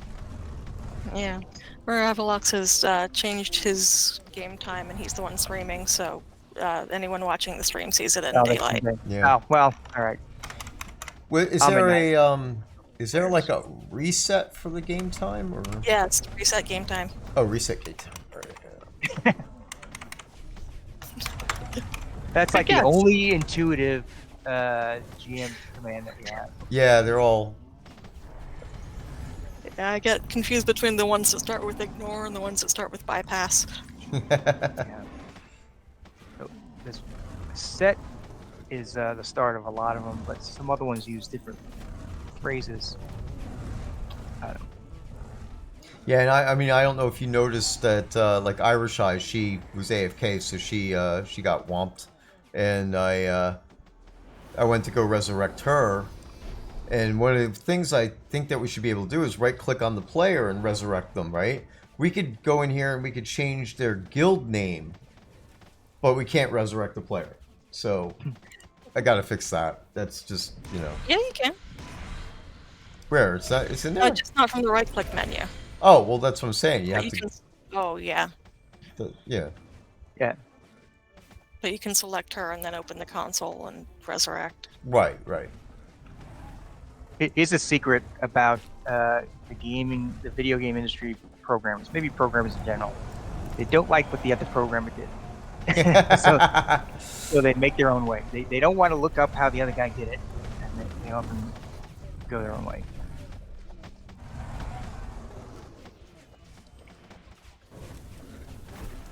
Belladonna Rose, back to the frogs. She points out that frogs are a good source for slime ooze. It's all that spitting that they do.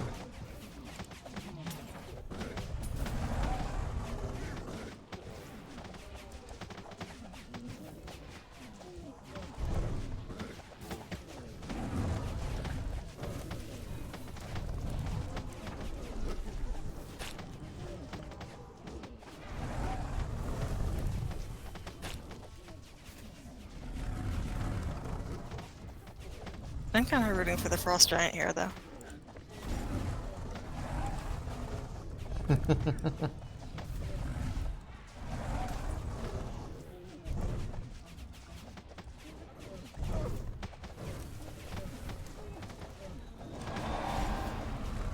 Amusingly, we have a dev command to kill a target instantly. It can't kill a fully healed frost giant. Because apparently whoever programmed it just made it do 1,000,000 damage. Yeah. Oh yeah, well, we could fix that.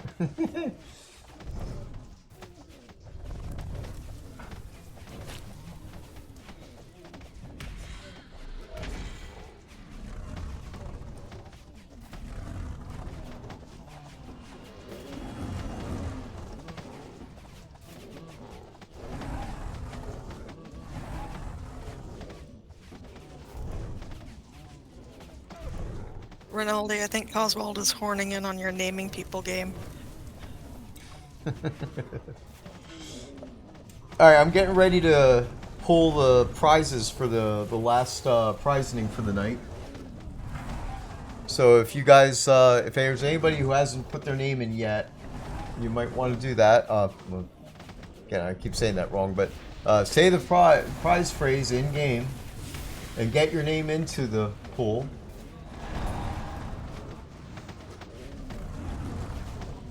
It's actually kind of loud. Turn that down just a little bit. Okay. So, yep, I'm gonna go pull the prizes now.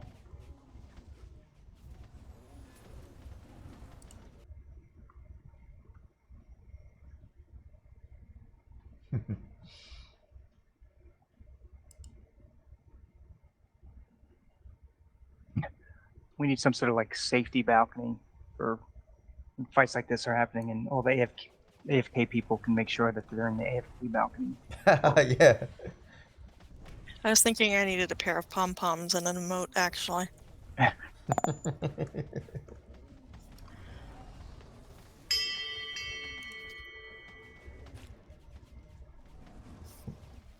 Safe word. So this kind of fight is actually kind of nice for players who maybe are fairly new and they don't really get to see the big fights so much. Yeah. They can make it here to Caslatos, which is, was it northwest of Sultan or south of Salzburg outskirts. When you come in when you spawn into the scene, just kind of keep going as straight as you can. Eventually, you get to sort of like the back half of the scene through a castle wall, and that's where the fights happen.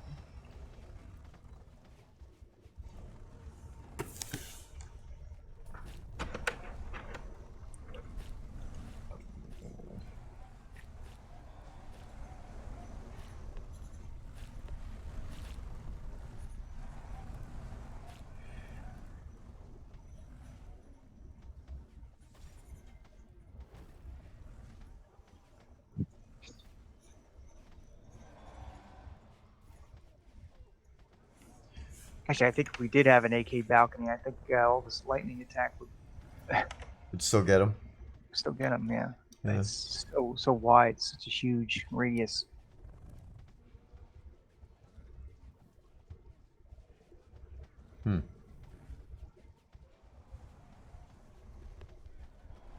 I guess we couldn't create a volume that would block it, right? I don't think so. I guess we could check to see if there's a certain maximum height that it has, Or an invisible wall.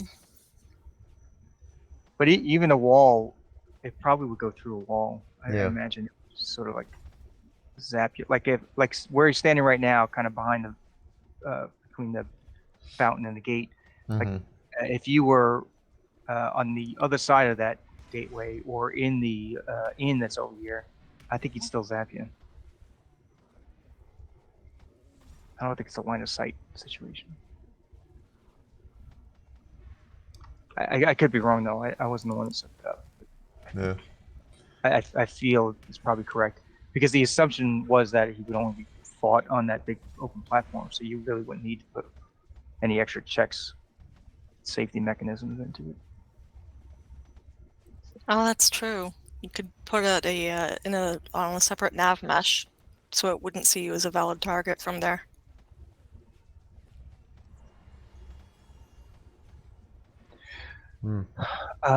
He wouldn't go over to hit you on the other nav mesh, but if he did like an AOE, it would it would be irrelevant which nav mesh you on.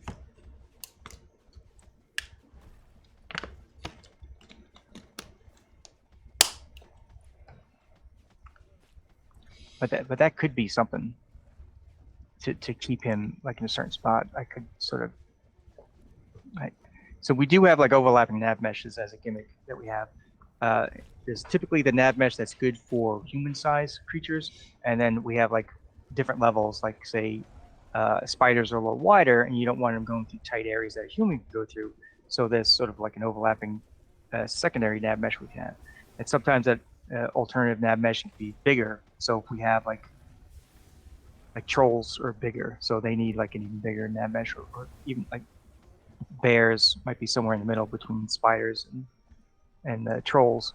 So we could have different nav mesh sizes. Dragons, of course, need like a lot of space, and we don't want them going through normal doorways. So they have like a certain large size. So potentially, I could put a nav mesh that's kind of like in the open square area that won't allow him to walk through the gate or into the blacksmith area.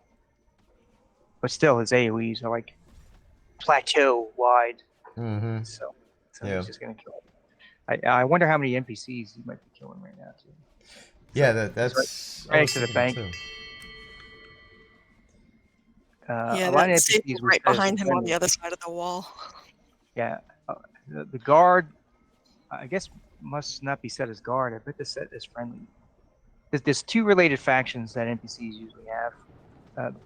They're not neutral or combative or anything, but usually they have friendly to all, which means they'll never get involved in combat. But then we also have the guard faction, which means a guard will never fight a player or anything. But if an enemy comes too close, they'll defend against it. So like if a fighter gets too close to the town square, or a bandit gets too close to the edge of the town, a guard who sees it, he'll go fight that bandit. But he'll never fight a player. There's a guard right here who, well, I guess their awareness radius isn't big enough to know the frustrates there. There is a guard inside the castle, though. Why isn't he triggering? Yeah, he's standing right here. Oh, he's standing where? In the fight? He's right at the castle. He's right outside the range of the fight. Oh, I see. He's inside the castle. Yeah. Yeah.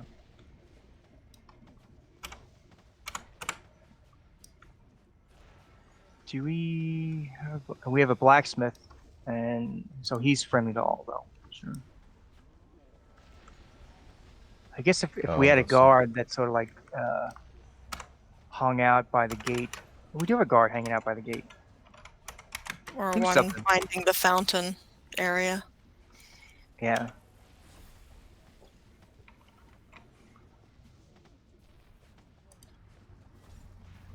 Coswald is Ravalox and I are standing right next to the guard. Yeah. Who I feel the Frost Giant must have come close enough to trigger the guard. Yeah, I would think so.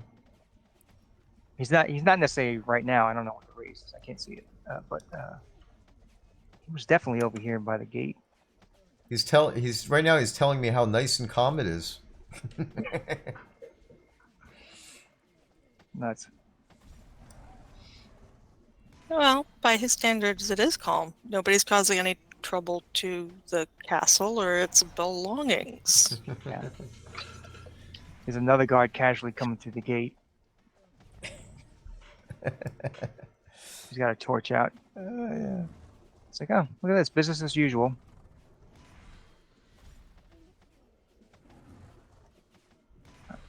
Where's she walking? Oh, she stopped. He saluted. Truth salute for some reason. Well,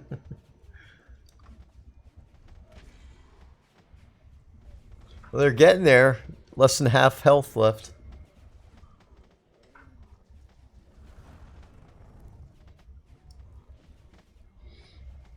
Coswald Dirthmeyer soloed this Frost Giant. Took, what was it, 3 hours? No. Did he? Yeah. Yeah, it's documented. He has it all on a stream. I'm hoping that stream is archived someplace. But They have a pet, at least? Yes, he did. Crockwald. yeah. Oh, I don't know exactly how many, but I'm assuming it was like 1,000 health potions. So. But 2 hours, 50 minutes, he says. yeah, there you go. 2 hours and 50 minutes. Yeah. Coswald Dirthmeyer has a stream that he does for people who don't know. So when you're not watching us ramble on about these frost giants, you can go watch Coswald, and he'll actually give you good information about the game. There are several players who stream, and if they were smart, they'd be doing it now, because when we end the stream, we're going to be looking for someone to raid, and right now there isn't too much to choose from. Yeah, you got to be tactical about your streaming opportunities. Yeah. I love the look of this frost giant too. He ended up being a really good look. Yeah, he came out good.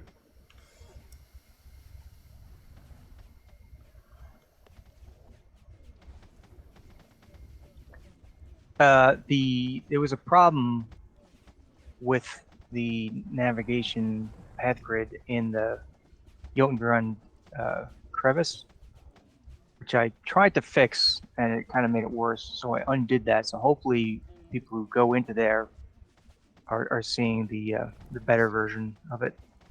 The thing I tried to fix was kind of trivial, so I don't even know if players will really notice so much. But No, I was in there yesterday. There's still some people bouncing. Yeah, bouncing is okay. Yeah, but also not being able to path to the players sometimes. Yeah, that's Jotungrund for you. Yes. Such is Jotungrund. Lots of bouncy barbarians in the crevice, as we know. Yeah, that's what I was trying to fix. And something weird about the path grid in that scene where I'm not really sure why. Maybe if I so there is a path grid in the scene, and it kind of works well enough. If I try to make edits to some areas so that the path grid regenerates in a better way, it doesn't. It just ignores it. It just won't change the path grid. It somehow locks. Even if I delete the sort of all the data completely, which is like a separate file, data, delete it, it's gone, oblivion, and I regenerate the path grid, it kind of remembers the bad way. So it doesn't edit somehow. I don't know what it is. So I haven't given up on it. I just had to sort of take a step back and burn it. And part of the reason why I was fiddling with it is because those crevice barbarians, they dropped that helmet based on this frost giant helmet. Only a lot smaller. Yeah. You can get his full-size helmet, but only from him. And that's a deco version, though, right? Can't wear Yes. But you can fit it over his skull. it. Oh, nice.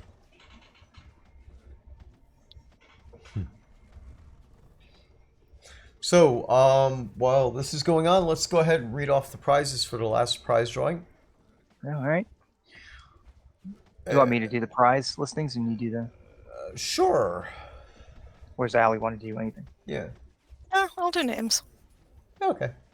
All right, I'm going to do the prize. Okay. Here it comes. Get ready. Get your seats. Okay.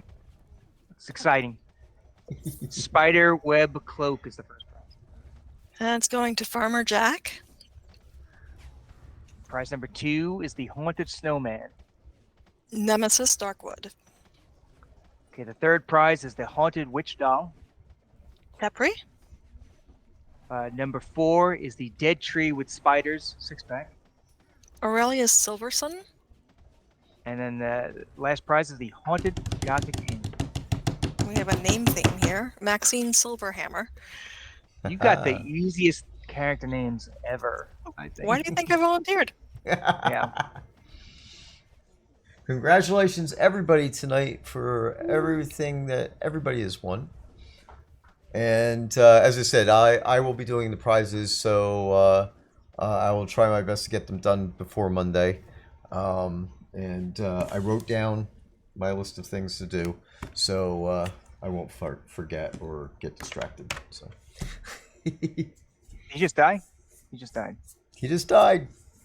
Yay. No! Congratulations, everyone. Good job. I'm going to go in quick and see who got the killing blow here. Yeah, I couldn't tell at first because people can knock him down sometimes, but then I realized he's on the side.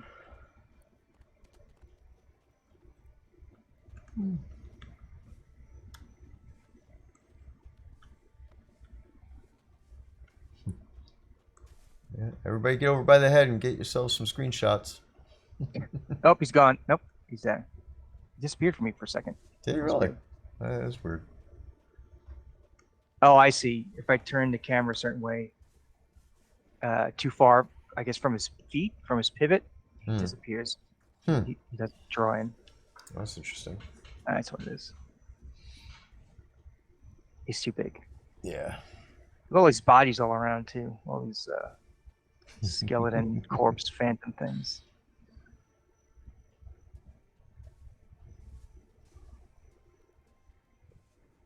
Well, it's not a good stream unless we kill somebody. So my two favorite skeleton poses that are coming up a lot here are the ones where he's just sort of sitting down, kind of slumped forward, like he was like leaning up against the wall and died.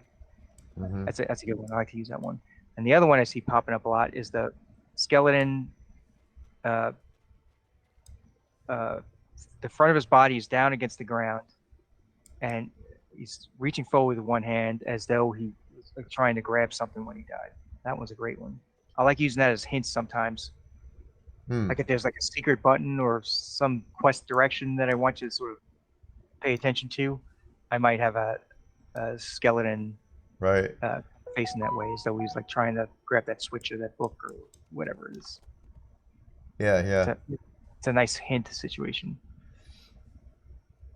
I don't know why, but it makes me think of Arnie Sacknerson. Yeah. I've also, I guess another one I use sometimes is like the one that's just sort of flat on its back. That's good for like say if there's like an Easter egg like up on a cliff.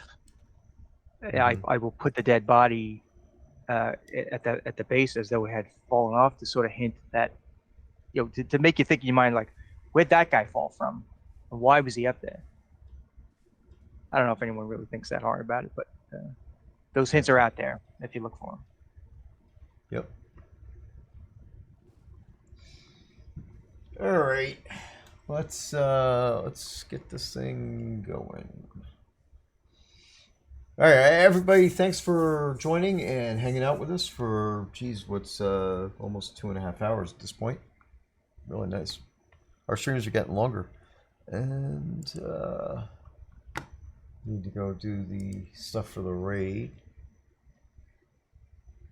Knight Rider is on top of the fountain doing the old prospector dance. And that's a point of trivia.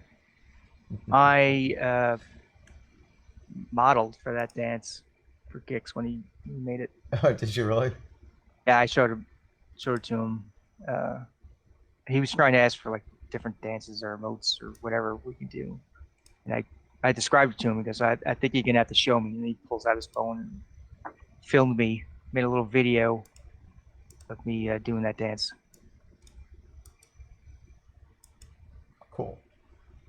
Cool. Merrick Dragon says, when someone uses the new you, the person reads as offline. Is that intended? It's. I assume it's always been that way. So I don't know. Is that important? I mean, he's offline in the sense that the communication is cut off. And he's not Right. currently in game. Yeah. Yeah. So the person's not available, which I guess is maybe what offline's trying to signal to you. Well, yeah. Well, I guess, I mean, on a technical side, he's being ported to that scene that's not actually within the game. You know? Yeah, there's no ability to chat in that scene, I'm pretty sure, right? Right. Yeah. No, it's not. So it's a special scene that the way it was created and structured. That was intended to be when you're still in Isle of Storms and all that. Yeah. So So in this case, offline is serving the purpose of unavailable. Mm-hmm. Yeah. We don't really have many areas that do that, so instead of just doing a special case, they just let it mark itself as offline, is my assumption. Mhm. I think that's okay too. I don't think it really needs to change. Okay, so these streams, we do a monthly stream, and the next one should be, actually, because we're earlier mentioned, we are in the holiday cycle that we have, shortened development cycles. So our next release will be on the 16th of November, I think it is. Yeah, so when we get to November, instead of last Thursday, we advance it up by a week. And then in December, we advance it up by 2 weeks. Right. So yeah, the next release will be on the 16th of November, with the stream being on the 17th of November, the day before my birthday. And then on December, it'll be on the 14th for release, and the 15th will be that big stream that we were talking about. So then we take a break. Well, we don't really stop working, but we take a break from the cycle, and we have a long sprint from December 18th all the way through to the end of January. And of course, January goes back to completely normal last Thursday of the month. Exactly, right. So of course, we do take some time off in December for holidays and everything. So that allows for that. But it also gives us a nice longer sprint. So if there's anything more complicated that we need to do, we have more time to actually work on it and not be rushing through. So, all right. With all that said, I'm going to go ahead and raid a Mr. Coswald Dirthmeyer. Never heard of him. Don't know who he is, but I guess he plays the game. And the raid has been created. So we have a few seconds left here. So again, thank you everybody for coming and joining us and hanging out. I hope you all enjoy the game, and let us know what you think in the forums. Talk to you soon. Yep. Bye. Bye. Okay, we are rated.